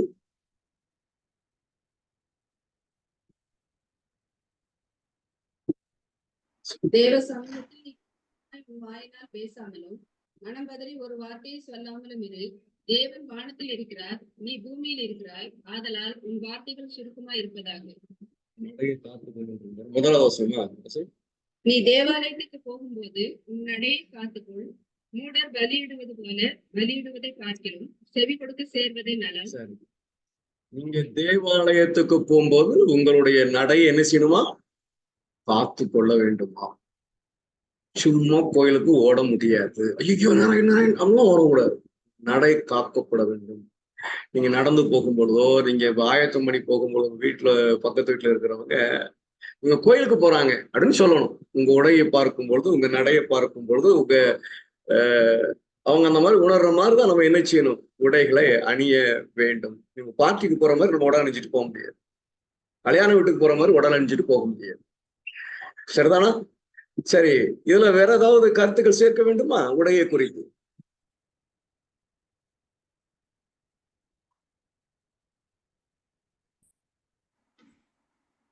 அதே நேரத்துல ஒருவர்கிட்ட உடை இல்லாதவங்க யாராவது இருப்பாங்களா இருக்குமா இருந்தா அவங்க சில நேரம் சர்ச்சுக்கு வருவாங்க. வருகின்ற பொழுது நமக்கு இல்லை, நான் சொல்றேன், உண்மையிலே கஷ்டப்பட்டவங்க, உண்மையிலே அவங்க ஒழுங்கான ஒரு உடை இருக்காது. அப்படி யாராவது ஆலயத்துக்கு உள்ளுக்குன்ற வருகின்ற பொழுது, நான் சொல்றேன், இப்ப நம்மட சபையினுடைய ஒரு விசுவாசி இல்லை, ஒரு ஆள் வராரு, இப்படி ஒரு ஆள் வரும் பொழுது ஆலயத்துக்கு வர்றாங்க. அப்படி ஒரு அவங்ககிட்ட அவங்க கஷ்டப்பட்டவங்களா இருக்கலாம். அப்படியாப்பட்டவங்க வருகின்ற பொழுது நாம திடீரென்று அவங்கள நியாயம் திருத்தரவும் கூடாது. என்னப்பா இப்படி வந்திருக்கான், என்ன கோயிலுக்கு வந்த, என்ன நீ சேர்ச்சுக்குள்ள வரக்கூடாது, என்ன இப்படி உடுத்திட்டு வந்திருக்க அப்படின்ட்டு சொல்லியும் சொல்லக்கூடாது அப்படின்னு நான் நினைக்கிறேன். கரெக்டா நினைக்கிறதுன்னு அது சேர்க்கப்பட வேண்டிய ஒன்றுதான். அதாவது தேவனுடைய ஆலயத்துக்கு வருகிறதற்கு இந்த பிரத்யேக உடை எடுத்து வைக்க வேண்டும். அதெல்லாம் நீங்க என்ன செஞ்சிடக்கூடாதுன்னா கோடு போட்டு பாரமாக்கிடக்கூடாது. என்ன நேரத்து வேலைக்கு போனா அதே ட்ரெஸ்ல வந்திருக்கா அப்படின்னு நீங்க சொல்லிடக்கூடாது. ஏன்னா நமக்கு தெரியாது அவங்க வீட்டு நிலவரம். அவங்க அதையே எடுத்து துவைச்சு கசக்கி புழிஞ்சு கோயிலுக்கு போகணும் அப்படின்னு சொல்லி அவங்க போட்டுட்டு வந்திருப்பாங்க. ஆலயத்துக்கு தனியா நீங்க உணவு எடுத்து வைக்க வேண்டும். அது ஏன் அப்படின்னு நினைக்கிறேன், நான் கொஞ்சம் சிந்தித்து பாக்குறதுக்கு என்னுடைய பழக்கம். எதுக்காக கோயிலுக்குன்னு தனியா ட்ரெஸ் எடுத்து வைக்க சொல்லியிருக்கிறாங்க அப்படின்னு சொன்னா, டு ஷோ த ஹோலினஸ், ஒரு பரிசுத்தத்தை அதுல காட்டுவதற்காக அவர்கள் அப்படி செய்ய சொல்லியிருக்கிறார்கள் நான் நினைக்கிறேன். இரண்டாவது நீங்க தனியா ஆண்டவருடைய ஆலயத்துக்கென்று உடையையும் அதுக்குரிய ஷூவு சாண்டல்ஸ் எல்லாம் நீங்க தனியா வச்சு வசதி இருந்தால், அதுக்குரிய சூழ்நிலை இருந்தால், கண்டிப்பா இல்ல, இதெல்லாம் நீங்க கட்டாயப்படுத்த முடியாது. ஒரு செருப்பு தான் வாங்க முடியாது, ஒரு செருப்பே கீழே ஓட்ட இருக்கும். அவங்ககிட்ட எல்லாம் இந்த ரூலை போட முடியாது. அவங்ககிட்ட 4 சேலை தான் இருக்கும். அந்த 4 சேலையால 4 ட்ரெஸ் தான் இருக்கும். அந்த 4 ட்ரெஸ் அவங்க எல்லாத்தையும் கட்டிதான் ஆகணும். அப்ப அவங்கள்ட்ட அந்த ரூல்ஸை அங்க கொண்டு போய் இம்ப்ளிமெண்ட் பண்ண முடியாது. முடிகிறவர்கள் அதை செய்தால், இப்போ நீங்க பீரோக்குள்ள சேலை நிறைய அடுக்கி வச்சிருக்கோன்னு சொல்றோம் தெரியுமா? அப்படி திறந்து வச்சுட்டு எமனைகளும் அப்படி திறந்து வச்சுட்டு எது போடுவோம், இதை எடுப்போமா, அதை எடுப்போமா, இதை எடுப்போமா, அதை எடுப்போமா. நம்ம mind has been deviated from the sabbath observation. இதனாலதான் நீங்க 4 சேலை இருந்தா அந்த பிரச்சனையே இல்லை, 4 ட்ரெஸ் இருந்தா அந்த பிரச்சனையே இல்லை. ஏதோ ஒண்ணு தூக்கி போட்டு போறாங்க, அன்னைக்கு எது சுத்தமா இருக்காது தூக்கி போட போறாங்க, அவங்களுக்கு பிரச்சனையே இல்லை. நீங்க அவங்க கிட்ட போய் இந்த ரூல் எல்லாம் இம்ப்ளிமெண்ட் பண்ண வேண்டியது இல்லை. அதை 4 நீ ஒண்ணு எடுத்து வைக்கணும் அப்படின்னு சொல்ல வேண்டாங்க. கெட்டிட்டு போறாங்க, அந்த 4 துவச்சி காய போட்டு உள்ள வச்சுட்டு போறாங்க. அதுல ஒண்ணு எடுக்கிறதுக்கு என்ன பிரச்சனையா அவங்களுக்கு? நம்மகிட்ட 40 சேலை 50 சேலை 100 சேலை இருக்கு அப்படின்னு சொன்னா, போன வாரம் இதை கட்டணும், முந்தின வாரம் இதை கட்டணும், இந்த வாரம் இதை கட்டுவோமா, மறுபடியும் திருப்பி கட்டிருப்போமோ? உங்க மனது விலகி ஓடிவிடும். அப்படி இருக்கக்கூடியவர் கண்டிப்பா உங்களுடைய நாளுக்கு என்று சொல்லி நீங்க உடையையும் அதற்கு சம்பந்தமான காரியங்களும் எடுத்து வைப்பது அவசியம். இல்லைன்னா சேலையை கட்டிட்டு போய் கோயிலுக்கு போயிருப்போம், அங்கிருந்து ஒருத்தி ஓடி வருவா, வந்து நின்று ஒருத்தியும் வந்து என்னையா என்ன இப்பதானே இந்த 2-3 வாரத்துக்கு முந்தி தானே கட்டினேன், நீங்க மறுபடியும் கட்டிச்சியா, என்ன சேலை என்ன வேற சேலையே இல்லையா? அவ்வளவுதான், அந்த ஓய்வு நாள் முடிஞ்சில்ல, அது ஓய்வு நாள் முடிஞ்சில்லையா? இது இந்த ஓய்வு நாளுடைய உடை அத காரணம் என்ன? அப்படி அப்போ இந்த சகோதரி இல்ல இந்த சகோதரன் ஓய்வு நாளில இந்த உடைகளை தான் கெட்டுவார். ஒரு 4 உடை எடுத்து வச்சுக்கிடுங்க வசதி இருந்தா, இல்ல 12 உடை எடுத்து 3 மாசத்துக்கு ஒருக்கா ரொட்டேஷன் கரெக்டா எடுங்க. சந்தேகப்படாம சரியா அதை போயிடுங்க. அப்படிதான் இருந்துக்கணும். இந்த பிரமாணம் எல்லாருக்குமானது அல்ல, தரித்திரர்களுக்கு அல்ல, 2 உடைய வைத்துக் கொண்டிருக்கிறவனுக்கு அல்ல. சரிங்களா? இதைத்தான் நம்ம பாரம் ஆக்கிற கூடாது. நாங்களும் கரெக்டா எடுத்து உங்களுக்கு 2ல 1 எடுத்து வை. இது ரூல் இல்லை, என் மனநிலையை சரிப்படுத்துகிறதுக்கான பிரமாணம், நம்ம மனநிலையை சரிப்படுத்துவதற்கான ஆலோசனை. சொன்ன காரியம் உங்களுக்கு விளங்கிருக்கும்னு நினைக்கிறேன். உண்மையா இல்லையா? நிறைய ட்ரெஸ் இருந்துச்சுன்னு சொன்னா எந்த சூட்டை போடுவோம், கலர் கலரா சூட்டு இருக்கும் ஆண்களுக்கு, கோயில் போடுறதுக்கு, எதை போடுறது அதை போடுறது, எல்லாருக்கும் அந்த பிரச்சனை இருக்கும். அந்த மனநிலை இருக்கக்கூடாது என்பதற்காக இந்த ஆலோசனை. இதை நம்ம என்ன செஞ்சிடக்கூடாது, யாரு மேல திணிக்கிறதுக்கு என்ன செஞ்சிடக்கூடாது, பிரயாசப்படக்கூடாது. நமக்கு முடியும், ஐயோ நமக்கு குழப்பம் வருகிறது, எந்த உடைய உடுக்கிறதுன்னு தெரியல அப்படின்னா கல்யாண வீட்டுக்கு நின்று பாருங்க. இதுல ஓய்வு நாள்ல அந்த நேரத்தை நம்ம என்ன செய்யக்கூடாது, அதற்கு செலவழிக்க கூடாது. அப்போ நீங்க அதை எடுத்து ஒதுக்கி வைத்துக் கொள்வது நல்லது. பட் உங்க உடை சிம்பிளா இருக்கணும், காஸ்ட்லியா இருக்கக்கூடாது. 40,000 ரூபாய் பட்டுச்சலைய 500 ரூபாய்க்கு எடுக்கலாம். தெரியுமா உங்களுக்கு? 40,000 ரூபாய் பட்டுச்சலை மாதிரி அப்படியே துணிதான் வேறையா இருக்கும். அந்த ஜாரிகை மாதிரி மஞ்சள் கலர்ல போட்டு எடுத்து அப்படியே அந்த சொல்லி அப்படியே ஜெகோதியா இருக்கும். 500 ரூபாய்க்கு எடுத்துட்டு வந்துடலாம், 1000 ரூபாய்க்கு எடுத்துட்டு வந்துடலாம். உண்மையா இல்லையா? உண்மையா இல்லைங்களாங்க? எங்க தங்கத்தை போட்டா கஷ்டம், ரொம்ப செலவாகுது அப்படின்னு சொல்லி பிளாஸ்டிக்ல ரெடி பண்ணி வச்சிருக்காங்க. ஜெகஜோதியா இருக்கும், ஜெகஜோதியா இருக்கும். 10 ரூபா 15 ரூபாயில வாங்கிட்டு வந்துடலாம். ஆமா, ரைட்.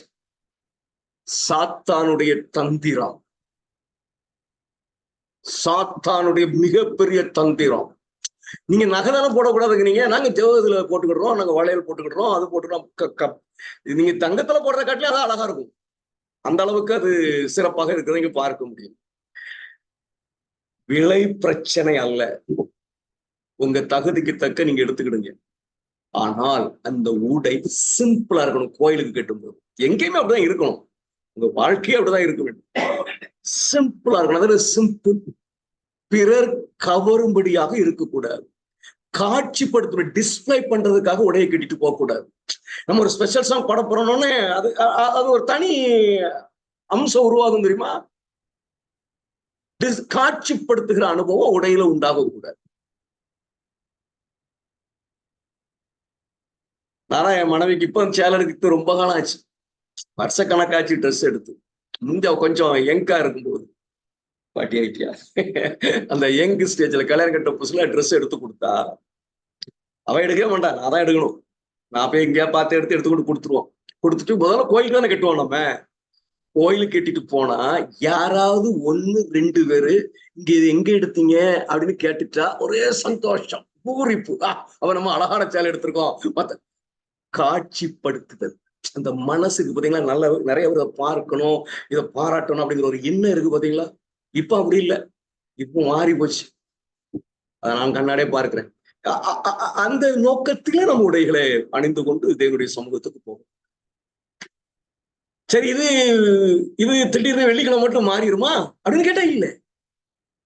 உங்களுடைய அனுதின வாழ்க்கையில ஒவ்வொரு நாளும் ஓய்வு நாளை நோக்கி பார்க்க வேண்டும்.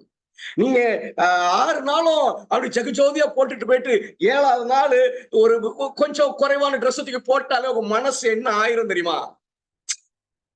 ஓய்வு நாள மனமகிழ்ச்சி நாளாய் கொண்டு போகாதுங்க.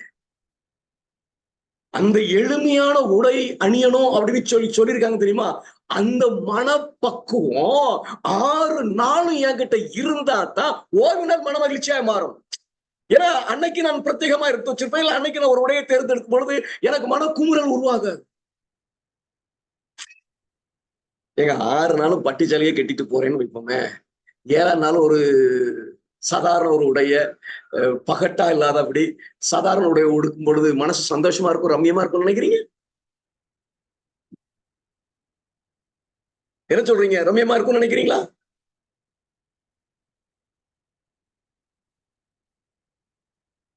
என்ன சொல்றீங்க? சொல்ல மாட்டேங்கிறீங்களே. பெரிய கவலையோட போவாங்க. ஐயோ இருக்காது இருக்காது. ஏன்னா நான் 6 நாள்ல விரும்பினது வேற, 7ஆம் நாள்ல விரும்ப போறது வந்து தேவனுடைய சமூகத்துல பிரியமா இருக்காதுங்க. உங்களுக்கு சந்தோஷமா இருக்கவே இருக்காது. ஓவினால எதிர்நோக்கி 6 நாளும் என்னுடைய சிந்தனைகள் இருக்க வேண்டும் அப்படின்னு சொன்னால் அது சந்தோஷமாக இருக்கும். 6 நாள் நான் சிம்பிளா ட்ரெஸ் பண்ணிட்டு 7ஆம் நாள் அதுக்குன்னு அதே மாதிரி வித்தியாசமாக நான் ஒரு உடை எடுத்து போட்டுட்டு போகும் பொழுது எனக்கு சந்தோஷம் தானா வரும். இது உடையில நம்ம கவனமாக இருக்க வேண்டிய காரியம். அப்படி ஆயத்தமானதான் ஓய்வு நாள் மனமகிழ்ச்சி நாளாக இருக்கும். இல்லைன்னா ஓய்வு நாள் மனமகிழ்ச்சி நாளாக இருக்காது. நான் சொல்றேன் சரிதானே? புரியுதுங்களா? எந்த ரெஸ்பான்ஸுமே இருக்காது. அப்படியே கேட்டுட்டு அப்படியே நம்ம போயிடணும். அவ்வளவுதான். நம்ம கூடி ஆராய்ந்து படிக்கணும்னு வந்திருப்போம்.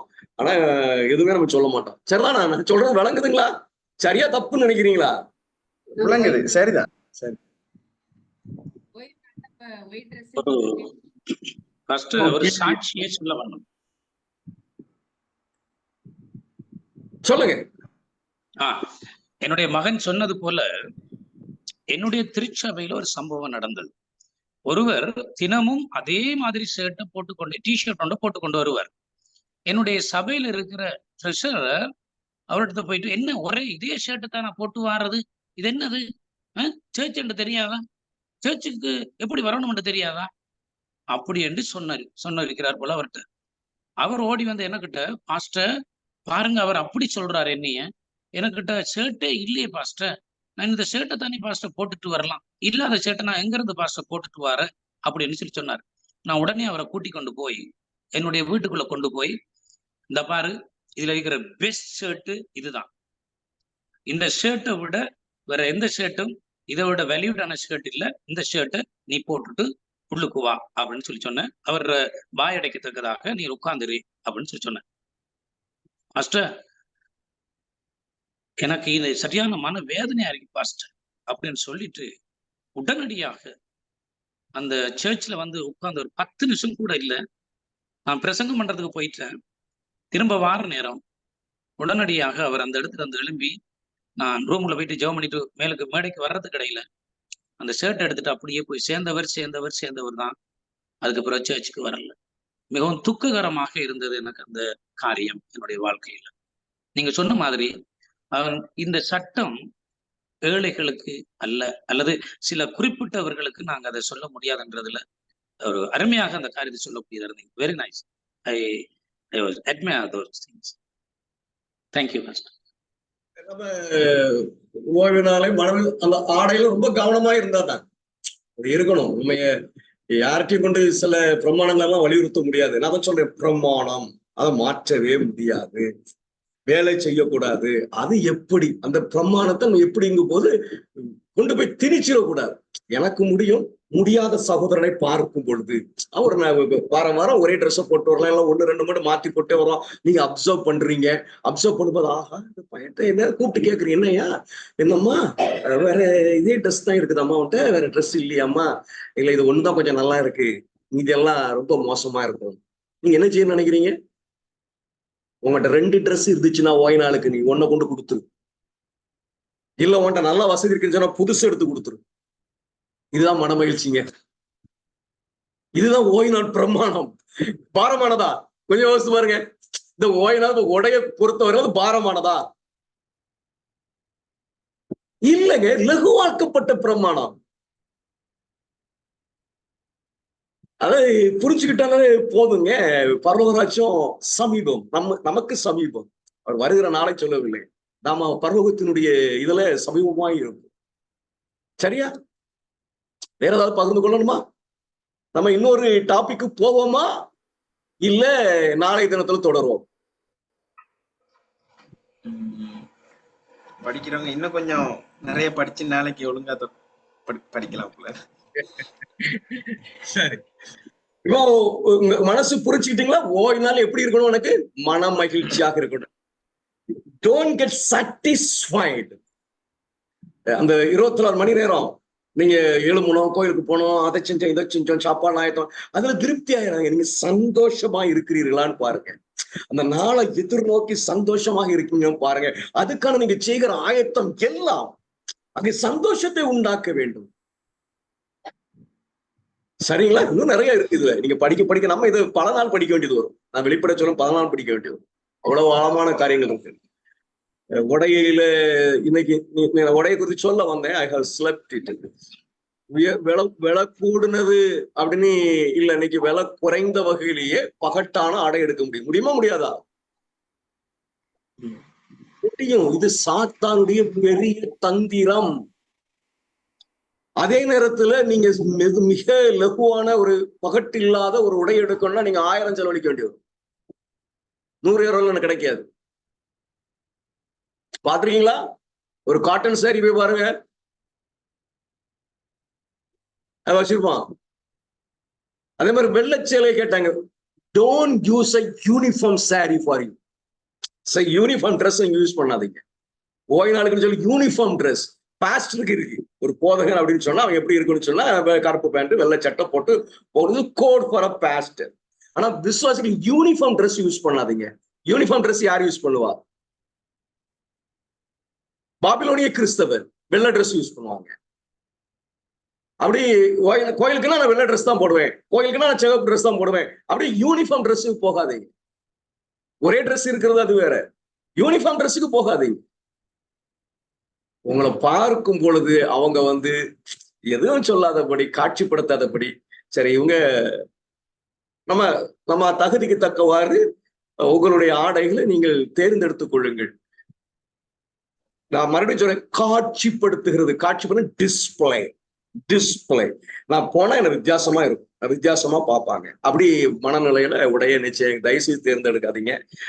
நல்லா அழகா பூ போட்டு, ஒரு சகோதரி உண்டு, வெள்ளை ட்ரெஸ் போட்டுக்கிட்டே இருந்தாங்க, வெள்ளை ட்ரெஸ் தான் போட்டுக்கிட்டே இருந்தாங்க. நான் அவங்கள கூப்பிட்டு, அது நம்ம இந்த சபைக்குள்ள அப்படி புழுக்கப்படுதுல, வெள்ளை ட்ரெஸ் போட்டா என்னமோ பரிசுத்தமான, கோயிலுக்கு போனா வெள்ளை ட்ரெஸ் எல்லாம் போனா, அப்படிலாம் பாப்புலோனிய கிறிஸ்தவம் சொல்லி கொடுத்தது. வேதத்துல எங்கேயும் கிடையாது, ஆண்டவர் எல்லாம் எங்கேயும் கொடுப்பாரு. அது வரைக்கும் நீங்க உட்கார்ந்துருங்க.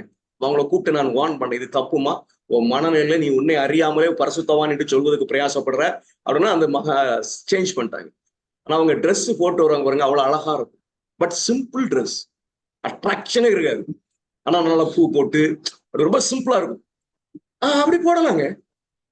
நம்ம அசிங்கமா வரணும்னு ஆண்டவர் சொல்லல, நல்லா தெரிஞ்சுக்கிடுங்க. சிம்பிள் ட்ரெஸ்ங்கிறது நம்மள கோமாளி மாதிரி எல்லாம் போகணும்னு சொல்லல. உங்களுடைய நேர்த்தியாகவும் அழகாகவும் இருக்க வேண்டும். ஆனா பகட்டாக இருக்கக்கூடாது, அலங்காரமாக இருக்கும். சரிதானா? நகையில தங்கத்துல போட்டா நிறைய செலவாகும்னு சொல்லி பிளாஸ்டிக், எந்த அன்றாட கூலி கூட வாங்கி போட்டுக்கலாம். சாத்தானுடைய பெரிய தந்திரம். இதெல்லாம் நம்ம புரிஞ்சுக்கிட்டாதான் அந்த காரியங்களை நம்ம சரியாக செய்து பிடிக்க முடியும்.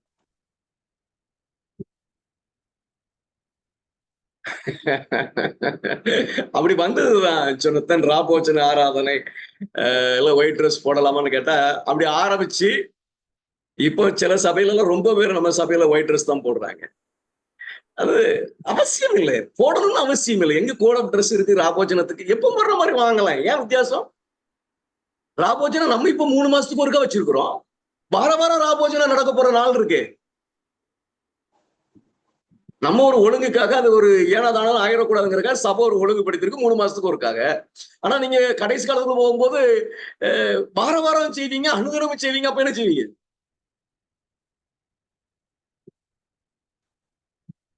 சரிதானா? புரிஞ்சுக்கணும்னு நினைக்கிறேன். Don't go for an uniform dress. எனக்கே ஒரு நாள் வெள்ளை ட்ரெஸ் கட்டுறது நம்ம குற்றப்படுத்த வரல. ஆனா வாரம் நான் வெள்ளை ட்ரெஸ் கட்டுவேன், வாரம் ராபோஜனத்துக்கு வெள்ளை ட்ரெஸ் கட்டுவேன், இந்த கலர்ல தான் கட்டுவேன். அப்படி நீங்க ஒரு யூனிஃபார்ம் ட்ரெஸ்ஸுக்கு போகாது. அதை கடைசியில் யார் மேல திருப்பீங்க? பக்கத்துக்கு பரிசுத்தமான ஆராதனை, வெண்மையாக வர வேண்டும். நானே ஏன்டா யாராவது அப்படி சொன்னேன்னா கருப்புல வந்துடும், கருப்பு கருப்பு சட்டை போட்டோம். அப்படிலாம் இல்லை. ஆண்டவருடைய சன்னிதானத்துக்கு போகிறோம், அந்த மனநிலையை நம்ம சரியாக வைத்துக் கொள்ளும். சரிதான? புரிஞ்சுச்சிங்களா? ஆமா ஆமா புரிஞ்சிருச்சு. சரவணன் சொல்லுங்க. ஸ்டைலிஷா வராங்க சார், ஸ்டைல் புதுசா டிஃபரெண்டா வராங்க, அதெல்லாம் கொண்டு வரலாமா அப்படின்னு கேக்குறேன். இல்ல அவங்க நிறைய பேசல, நானும் அதுக்குள்ள போகல. சிகை அலங்காரம் எல்லாம் அதுக்குள்ளதான் வரும், உடையில தான் வரும். சிகை அலங்காரம், ட்ரெஸ் கோடுன்னு சொல்லும் பொழுது குட்டப்பாவடை, ஸ்லீவ்லெஸ் ஹேண்டு, கோயில் ஆடைய சரீரத்தை காட்டுகிற உடை, புரிய நினைக்கிறேன். ஒரு பையன் வாலிப பையனை சோதிக்கக்கூடிய அளவுக்கு உடை அணிந்து கொண்டு வருவார்கள். கேட்ட கலாச்சாரம் அப்படிம்பாங்க. No, you have to come back to the culture of Bible. வேதாகமத்தின் கலாச்சாரத்துக்கு வர வேண்டும். உங்க நாட்டு கலாச்சாரம் என்ன வேணாலும் இருக்கட்டுங்க, நீங்க வேதாகமத்தின் கலாச்சாரத்துக்கு கடந்து வர வேண்டும். நீங்க இப்ப இந்த உடையை குறித்து பேசுவீங்க, என்ன பேசுவீங்க? ஆண்கள் அணிகிற உடைய பெண்கள் அணியக்கூடாது. ஒவ்வொரு நாட்டிலையும் பெண்களுக்கு என்று பிரத்யேகமான உடை, டீசென்ட் உடைகள் இருக்குது. இவங்க அதெல்லாம் விட்டுட்டு மாடர்னைஸ் ஆகிட்டாங்க. ஆண்களுக்கு என்று உடை இருக்கிறது. ஆனா என்ன செஞ்சிட்டான் தெரியுமா? ஆண்கள் உடையை பெண்கள் உடை போல மாற்றி அமைத்திருக்கிறான். சரி, அதை நம்ம கொஞ்சம் டீசெண்டா போட்டுக்கிடுங்கம்மா, சுடிதார் போடுறீங்க, அதெல்லாம் போடுறீங்கன்னா கொஞ்சம் டீசெண்டா ஷால் எல்லாம் போட்டு போங்க அப்படின்னு சொல்றோம். யாரு போட்டுட்டு வரா? அப்படியே ஷாலு போட்டு அப்படி தூக்கி கழுத்தோட சுத்திக்கிறாங்க. ஒன்னும் சொல்ல முடியாது இல்லையா? இந்த அரசியல்வாதி பாத்தீங்கன்னா ஒரு துண்டை போட்டு அப்படி கழுத்துல சுத்தி விட்டு இருப்பான். அப்படிதான் நம்மளும் போறோம், கோயிலுக்கு போறது அப்படிதான் போறோம். முக்காடு போடுவோம். இது முக்காடெல்லாம் நம்ம வற்புறுத்துறதுக்கு இல்லை, அதெல்லாம் வேற வேற அந்த கல்ச்சர். ட்ரெஸ் கூட கொஞ்சம் கவனமா பாத்துக்கிடுங்க. சுடிதார் போட்டா கூட அது நாகரிகமா இருக்கத்தக்க வகையில நீங்க அணிந்து கொள்ளுங்கள். குட்டைப்பாடெல்லாம் போடாதீங்க, ஜீன்ஸ் பேண்ட் கோயில் போடாதீங்க, டிஷர்ட் போடாதீங்க. இல்லைன்னா நீங்க பாருங்க, அதே கேட்டு வாங்கிடுங்க.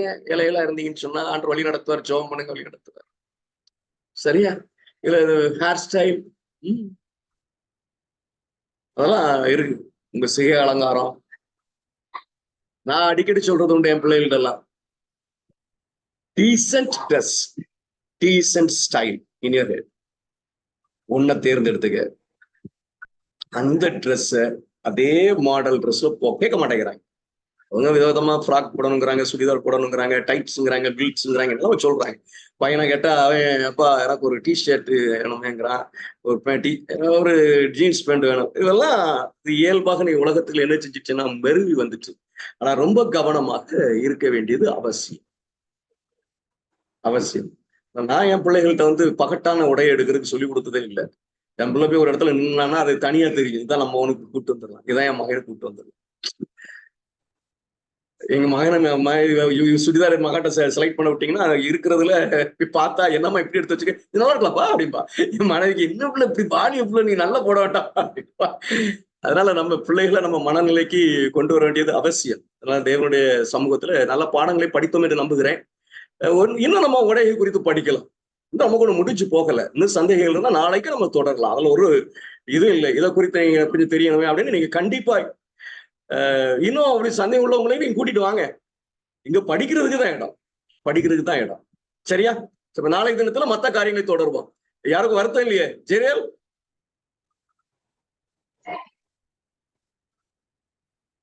ஜெரியல் இல்ல பாஸ்டர், இது கடைசிதான். அதனால கொஞ்சம் பொறுமை காத்தரல வேண்டும். ஜோனத்தான் நீங்க நாளைக்கு, அடுத்தது ஜெரியல். சரி சரிங்களா? சரி, நம்ம ஜெபம் பண்ணுவோமா? ஜெபம் பண்ணுவோமா? யார் கேக்குறா? ஜனத்தான் சொல்லுங்க. இந்த உடைய பத்தி கதைச்சு முடிச்சிட்டோமா? அப்படியா? இல்ல படிக்கலாம், நாளைக்கு தொடரனாலும் தொடரலாம். I have looking at the time 9:45 ஆயிடுச்சு. அதனால I just want to wind up. ஒரு சின்ன ஒரு காரியத்தை மட்டும் சொல்லிடுறேன். இன்னைக்கு சபையும் கூட இன்றைக்கு சபையும் கூட என்ன செய்யுது அப்படின்னு சொன்னா, இந்த மத்தவங்க அந்த நாள் செய்யறாங்க, இந்த நாள் செய்யறாங்க அப்படின்னு சொல்ற அந்த ஒரு பழக்கத்தினால பெண்கள் தினமா பெண்கள் எல்லாம் இந்த கலர் சாரி உடுத்துங்க, ஆண்கள் தினமா எல்லாம் இப்படி வாங்க, சில்ட்ரன்ஸ் ஏதாவது ப்ரோக்ராமா சரி இவங்க இது உடுக்கணும், நீங்க இது எல்லாம் அந்த ப்ரோக்ராம் பண்ற அந்த ஒரு பாணிக்கு போயிருச்சே ஒழிய பயபக்தி எல்லாம் காணாமலே போயிருச்சு. அதுவும் இந்த உடை அப்படின்னு சொல்லும் பொழுது அதுவும் அதே காரியத்துக்கு இதுக்கு நம்ம சபையே இன்றைக்கு அந்த அளவுக்கு மாறி போயிருச்சு அப்படின்னு சொல்றாங்க. தனிப்பட்ட வாழ்க்கையில அப்படி இருக்கிறாங்க, பகத்து காட்டணும் அப்படின்றது. ஆனா இன்றைக்கு சபையை குற்றப்படுத்தல, நம்ம சீர்திருந்தணும்ன்றதுக்காக வேண்டி சொல்றேன். இல்ல சபையில சீர்திருத்தமாக நீங்களும் நானும் சரியாக்கணும்னு தான் கொடுக்கும். நல்லா தெரிஞ்சுக்கிடுங்க. சொல்லி பாருங்க, உங்களுக்கு கோயில விட மாட்டான். இல்ல இங்க இப்படி ட்ரெஸ் போடணும், பையனெல்லாம் இப்படிதான் நீ வரணும், கோயிலுக்கு ரூல போடுங்க, இந்த பாஸ்ட் வேண்டாம்னு எழுதி போடுங்க. அதான் நிலவரம். நம்ம ரட்சிக்கப்படுகிறதுக்கு ஆண்டவர் முத்திரையிடும் போது நம்ம ஆயத்தமா இருக்கணும், அவ்வளவுதாங்க. இதான் நம்ம கூடி இருக்கிறவனுடைய நோக்கம். ஆண்டவர் தேடி போகும்போது நம்ம என்ன செய்யக்கூடாது. நான் கோயிலுக்குன்னு ட்ரெஸ் கிடையாது எடுத்துலாம் வைக்கிறது கிடையாது. ஆனா நான் வந்து மேட்ச் பார்க்க மாட்டேன், எனக்கு மேட்ச் பார்க்க தெரியாதுங்க. என் மன என்னங்க பேண்ட் என்ன ஷர்ட் ஒரு சம்பந்தமே இல்லை அப்படிம்பாங்க. நான் டை கட்டிருப்பேன். என் மகன் வந்து என்னப்பா டை இது என்ன கலரு அப்படின்பா. சும்மா போ, டைய கட்டணும் அப்படி பேசணும் அப்படின்னு எதிர்பார்க்கறாங்க, அதனால டைய கட்டி இருக்கிறேன். இல்லைன்னா தேவையில்லை என்ன பொறுத்தவரை என் கலாச்சாரத்துக்கு. அவ்வளவுதான், எனக்கு அதுக்கு மேல எதுவும் ஓடாது. சொல். சரி சரி, வேற ஏதாவது சொல்லணுமா? என்னது சொல்லு சத்தம்? அதுக்கு என்ன மூர்த்தி, நீங்க ஏதாவது சொல்லணுமா?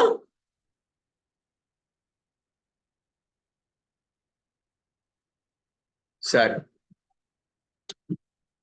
யாரு தானா செல்வி?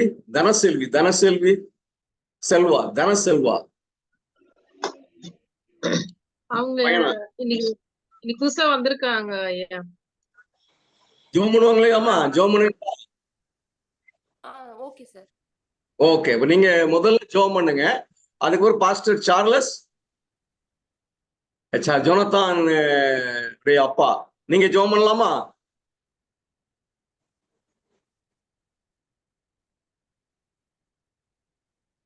ஆமா பாஸ்டர். சரி, நீங்க ஜோம் பண்ணி கடைசியில ஆசீர்வாதம் ஜோம் பண்ணிருங்க. அதுக்கு முந்தி தனசெல்வா அவங்க நமக்கு ஜெபம் பண்ணுவாங்க. ஜோம் பண்ணுங்கம்மா தனசெல்வாமா. அடுத்து பாஸ்டர் சார்லஸ் ஜெபம். ஜெபிப்போம். துதிகளின் மத்தியில் வாசமா இருக்கும் அன்பு பிதாவே, அப்பா, இந்த அருமையான இரவு நேரத்திற்காக நன்றி செலுத்துகிறோம். இப்பொழுது ஆண்டவரே, நாங்கள் ஓய்வு நாளை குறித்து காரியங்களை படித்தோம். இது எங்களுக்கு மிகவும் பிரயோஜனமுள்ளதா இருக்கு ஆண்டவரே. இந்த ஓய்வு நாளை எப்படி நாங்கள் மனமகிழ்ச்சினாலா கொண்டாடுறதுன்னு சொல்லி ஒரு கேள்வி இருந்துட்டே இருந்தது. ஆனாலும் அதற்கான விடை ஆண்டவரே இன்னைக்கு தெளிவாக எங்களுக்கு புரிய வைத்திருக்கிறீங்க. இன்னும் உடைய குறித்த காரியங்களையும் நாங்கள் படித்தோம். தகப்பனே, இதை எங்கள் வாழ்க்கையில நாங்க அனுதினமும் இதை நாங்க கடைபிடிக்க எங்களுக்கு உதவி பண்ணுங்க. ஓய்வுனால நாங்க மற்றவங்க பார்வை இழுக்கும்படியாக இல்லாம ஆண்டவரே, நாங்க உம்முடைய குணத்தை பிரதிபலிக்கிற பிள்ளைகளா இருக்க எங்களுக்கு பலன் தாங்க. இன்னும் ஆண்டவரே, தொடர்ந்து படிக்க இருக்கிற ஒவ்வொரு நாளும் கர்த்தாவே, நீங்க எங்களோடு கூட இடைப்படுங்க, எங்களோடு கூட பேசுங்க. இன்னைக்கு பேசின ஒவ்வொருத்தரையும், இங்க கூடியிருக்கிற ஒவ்வொருத்தரையும் நீங்க ஆசீர்வதிங்கப்பா. உங்கள் குடும்பங்களையும் ஆசீர்வதிங்க தேவனே. நாங்கள் நித்திரைக்கு செல்ல இருக்கிறோம். எங்களோடு கூட இருந்து ஆண்டவரே, நாங்கள் விடியற்காலை காண எங்களுக்கு கிருபை செய்யும். எல்லா துதி கன மகிமையும் ஒருவருக்கே செலுத்துகிறோம் ராஜா. இயேசு நாமத்தில் ஜெபிக்கிறோம் பிதாவே, ஆமென். எங்களை அளவுக்கு அதிகமாய் நேசிக்கிறதான எங்கள் பிரியமுள்ள தகப்பனே, ஓய்வு நாளுக்கும் ஆண்டவராய் இருக்கிற கர்த்தருடைய சமூகத்திலே இந்த ஓய்வு நாளையும் ஓய்வு நாளின் மகத்துவங்களையும் நாம் உணர வேண்டும் என்ற உயரிய சிந்தையோடு இந்த நிகழ்வுகள் ஒவ்வொன்றும் ஆயத்தப்படுத்துகிறீர் சுவாமி. ஐயா, புரியாததை புரிய வைக்கவும், தெளிவில்லாத விடயங்களை தெளிவுபடுத்தவும் நீர் உம்முடைய தாசர்களை ஆயத்தப்படுத்துகிற தயவுக்காக உமக்கு கோடான கோடி சோஸ்திரம் செலுத்தினீர்கள். இப்பொழுதும் தேவ கிருபையும் தேவ சமாதானமும் எங்கள் ஒவ்வொருவரையும் கொள்வதாக நாங்கள் உமக்கு உண்மையும் உத்தமமான ஒரு வாழ்க்கை வாழவும், உம்மை தொழுது கொள்ளுகின்ற முறையிலே எங்களுடைய விருப்பம் அல்லாமல் உம்முடைய விருப்பம் மாத்திரம் நிறைவேற நாங்கள் கெஞ்சுகிறோம். இந்த நாளிலும் நீர் ஒவ்வொருவருடைய நாவுகளை திறந்து பேசினது போல இனி வரப்போன்ற ஒவ்வொருமை போலவும் நீர் தாமே ஒவ்வொருவரை ஆயத்தப்படுத்தி இன்னும் வெளிச்சத்துக்கு கொண்டு வர வேண்டிய காரியங்களை வெளிப்படுத்தவும், அதை நாங்கள் கேட்டு பக்குவமாக அதை கைக்கொள்ள எங்களுக்கு பலனையும் ஞானத்தையும் உங்களுடைய வழிகாட்டுதலையும் தாரும் என்று கெஞ்சி இம்மட்டும் காத்த தெய்வத்தின் திருப்பாதத்திலே எங்களை தாழ்த்துகிறோம். இது எல்லாவற்றையும் இயேசுவின் பாதம் ஜெபம் கேளும் நல்ல பிதாவே. தேவனுடைய அன்பும் ஆண்டவராகிய இயேசு கிறிஸ்துவனுடைய சந்தோஷமும் சமாதானமும் ஆவியானவருடைய வழி நடத்துதல் உம்முடைய வருகை வரும் அளவும் உம்முடைய பிள்ளைகளை நீர் தாமே ஆட்கொள்ளும் பிரியாய் ஒப்பு கொடுத்து ஜெபிக்கிறோம் எங்கள் ஜீவன் உள்ளது. ஆமென். சோஸ்திரம். ஆண்டவர் உங்களை ஆசீர்வதிப்பாராக. ஓய்வு நாள் எப்பொழுது வரும் என்று காத்திருப்போம். இன்னைக்கு ஆரம்பிச்சிருங்க. அடுத்த ஓய்வு நாள் எப்பயாவது வரும் அப்படின்னு அந்த ஆவல் உண்டாகும்படியான அந்த நாள் ஒவ்வொரு நாளும் கடந்து செல்ல. தேங்க்யூ. God bless you.